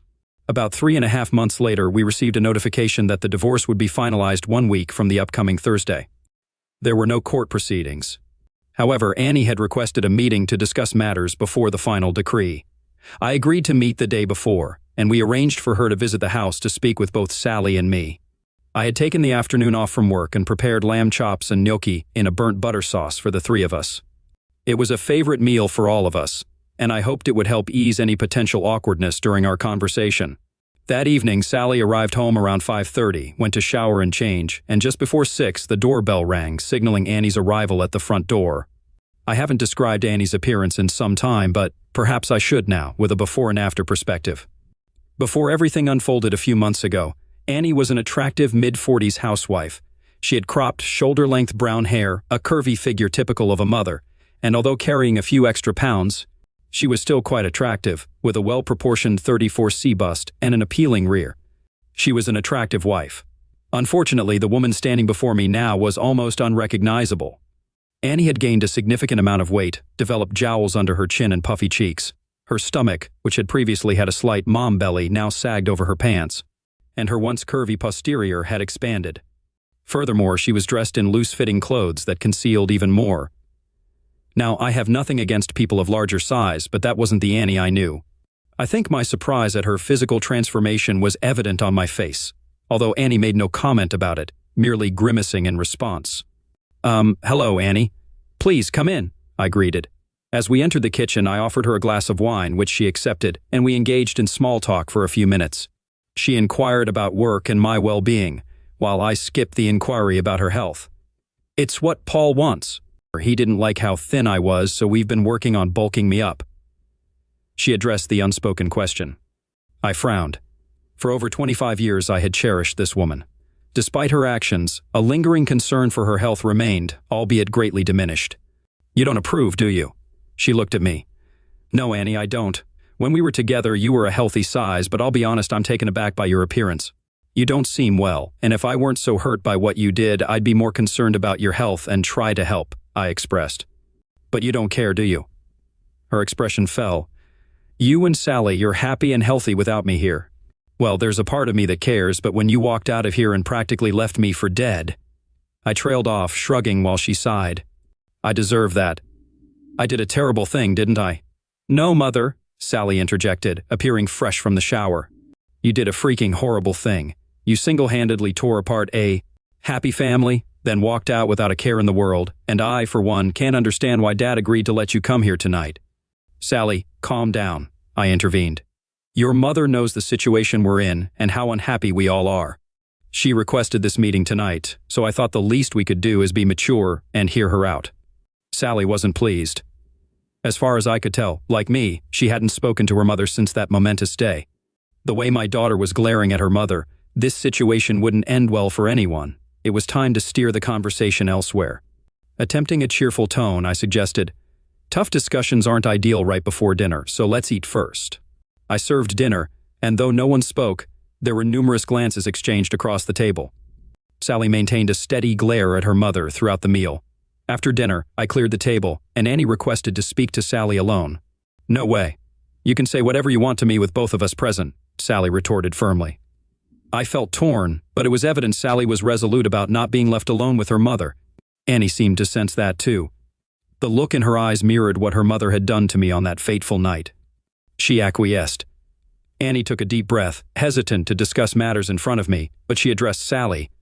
Well, Sally, I wanted to ask for your forgiveness for what happened that night. I didn't handle things properly, and despite everything, I don't want to estrange my daughter forever. Glancing at me, Annie added, "There's more, but I'd prefer to discuss it in private without your father present." "Sorry, Mom, but if you can't say it to both of us, then I don't want to hear it," Sally declared. Before Annie could respond, Sally stood up and left the room, slamming her bedroom door shut moments later. "I hope that would go better," Annie murmured softly, more to herself than to me. "I think, considering the circumstances, it went rather smoothly," I replied, letting her know I understood. "Really?" Annie sounded surprised. "Yes, really," I sighed, continuing. "Annie, you need to realize that at this moment, nobody in this house holds much affection for you." She started to reply, but I raised my hand, signaling her to let me finish and lay everything out. "First, you engaged in a long-term carnal affair with someone, then concealed it from both Sally and me. Next, you served me with divorce papers out of the blue. And when I entered what Sally refers to as checkout mode, you proceeded to yell, scream, and then slap me." Annie appeared stunned, like a deer caught in headlights. "Yes, I remember that, and I recall most of that time until shortly after you first slapped me. But let's continue. At some point, you abandoned me when I was unresponsive, leaving me there until Sally arrived home and discovered me in the same state," I recounted. Annie's expression turned to panic. "When Sally calls you, you show no concern for me. Despite your daughter being visibly distressed about her father, you never once inquire about my well-being until tonight. You make unreasonable demands of my workplace, and upon entering here, it's still all about you. You asked Sally for forgiveness, yet you have not apologized to her at any point." I paused briefly, hoping my words would resonate. "Yes, Annie, with all of that considered, I think things went quite well." Annie's gaze shifted to the floor, tears welling in her eyes. They hadn't yet fallen, but they lingered threateningly. I couldn't discern whether they were for Sally, myself, or simply a reflection of her own emotions. Continuing, I stated, "Now our divorce will be finalized tomorrow, and unless you have anything further to add, I believe we have fulfilled your request for a final meeting." I walked to the door and opened it. Annie glanced at me before exiting. Once outside, she turned to look at me. "Arthur, we did have some good years, didn't we?" "Yes, Annie, most of our time together was incredible. You were an exceptional lover, a devoted wife, and a loving mother. I'm not sure what this Paul character has done to you, but I don't see the woman I fell in love with in the person standing before me. All I see is someone who seems lost, manipulated into becoming overweight, self-centered, and caring more about what others can provide for you than the people themselves." Once again, she lowered her gaze to her feet. "You truly mean that, don't you, Arthur?" "Yes, I do," I affirmed. She turned to leave but hesitated, looking utterly broken this time. "Arthur, about the house. Paul told me I needed to ask." So, that was the purpose of her visit. It wasn't about reconnecting with her family, it was solely about money. I chuckled, leaving Annie puzzled by my reaction. "Go tell your soulmate that you'll have your share of the savings and the equity from this house transferred to the bank account your lawyer provided to Rhonda by this time. Tomorrow." "And Annie?" She glanced at me. "Protect that money from Paul or you won't have it for long." Update: the next morning marked the final decree and Annie and I were officially no longer husband and wife. There was a small twinge of sadness within me, but it was fleeting. Mostly, I felt content. The past few months had been challenging for everyone. Now, at 48 years old, I felt liberated, knowing I still had much life left to live. Rhonda phoned to inform me that pizza was on her tonight at my place. During lunch at the office, Sally dropped by. We reminisced about happier times with her mother when we were a complete family. Despite Sally's dislike for her mother, I could sense she missed the woman she once was. Truthfully, I did too. We shared many good years together. As Sally left, there seemed to be a silent exchange between her and Tina. Not long after, I was summoned to Tina's office. She closed the door and then kissed me passionately, as if the sun might never rise again. I must admit I responded in kind. "Can I claim you as mine now, Arthur?" Tina asked. I felt a sore spot on my neck, likely from a bruise forming where she had just kissed me moments before. "I think you may have already done that." That evening's dinner was delightful, with Sally, Rhonda, Tina, and Clarice all joining in to celebrate my newfound freedom from Annie. Later that Friday night, after the girls were in bed, Tina and I consummated our relationship. I must have done something right, because throughout the weekend, Tina seemed a bit sore whenever she sat down, but her eyes burned with a fiery passion that I knew was reserved for me alone. 6 months later, we tied the knot in a beautiful ceremony by a local lake, with many of our colleagues in attendance. Though we initially planned to marry later, we decided to move the date up to coincide with the arrival of Sally and Clarice's new little brother. Update: 5 years had passed, and Sally, her boyfriend Tina, and I were enjoying dinner at a local restaurant when 5-year-old Keegan posed a question. "Daddy, Who is that lady who keeps staring at us? Turning to look, we spotted Annie sitting across the room. She had noticeably lost weight and appeared discontent. Since the divorce, we hadn't seen or heard from her, and she hadn't attempted to contact Sally. Excusing myself from the table, I approached her. "Hi, Annie." "Hi, Arthur." She glanced down at her chicken salad, replying, "You were right, Arthur. You were right about him. Paul convinced me I was his soulmate, and that you meant nothing to him. But when I did receive the money up front, he persuaded me to gain weight because he loved me and preferred overweight women. After receiving the divorce settlement, you advised me not to give it to him, but I didn't listen. He squandered it in 6 months and then abandoned me. Though I was still upset with her, her story lacked the happy ending mine had. Since then, I've spent every moment trying to rebuild the confidence he shattered and reclaim some semblance of my former self," she confessed, holding back tears as she looked at me. After all these years, that look resembled the Annie I once knew. "Arthur, I'm so sorry. I treated you terribly because I thought Paul knew things you didn't. I abandoned the man who truly loved me, leaving you unresponsive." She paused, gripping the edge of the table. "You could have died because of what I did.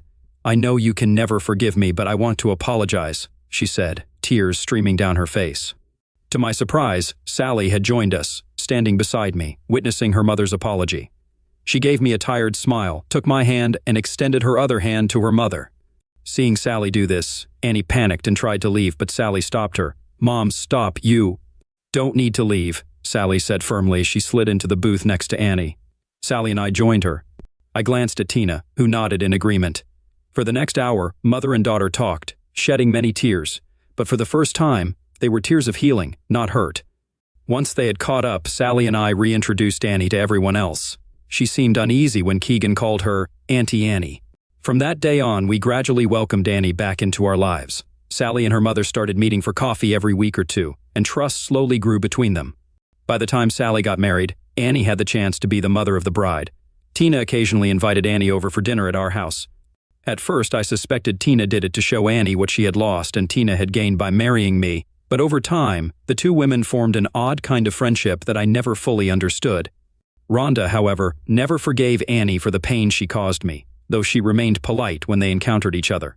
With Tina's approval, Annie and I engaged in some post-marriage counseling. We addressed many of the issues from our past, spanning over 5 years ago. The counselor speculated that Annie might have been experiencing hormonal imbalances, but Annie vehemently rejected this notion. "No, I threw away the most precious things in my life that day. I had a loving husband and a daughter who wanted to be with me. No hormonal imbalance can justify how I destroyed everything good in my life for someone who was nothing but trouble in bed and had an inadequate appendage," she remarked with a sweet smile directed at me. "Arthur and Sally deserve better from me," she admitted tearfully, dabbing her eyes with a tissue. "It took me years to reconnect with them. I thank God every day that Arthur has allowed me back into his life, and Tina too." She blushed, acknowledging Tina's warmth towards her despite everything. "She had every reason to hate me, yet she has always treated me kindly. I got lucky, losing everything I discarded, and I will bear that burden for a long time." Annie gained more from those counseling sessions than I did. It was reassuring to confirm that neither Sally nor I were responsible for Annie's decision to leave us, and she was right. Tina had lifted us up and forged a stronger family bond. They say people pay for their mistakes eventually, and Paul did. He moved to another state and once again attempted to manipulate a married woman for her money. This time, however, the woman's husband caught Paul in the act and took matters into his own hands, rendering Paul incapable.